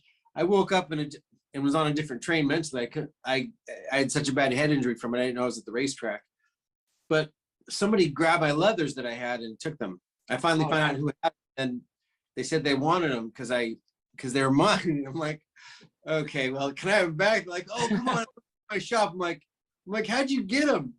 They're like, well, you were walking around naked in the hotel. And I'm like, what? They go, yeah, you're walking naked after your head injury. And I'm like, really? And he goes, yeah, but nobody said anything to you because they knew that you were hurt. Giving away stuff. I'm like, really? So he said I gave away all sorts of stuff to fans. I was just walking around stark naked in the hotel.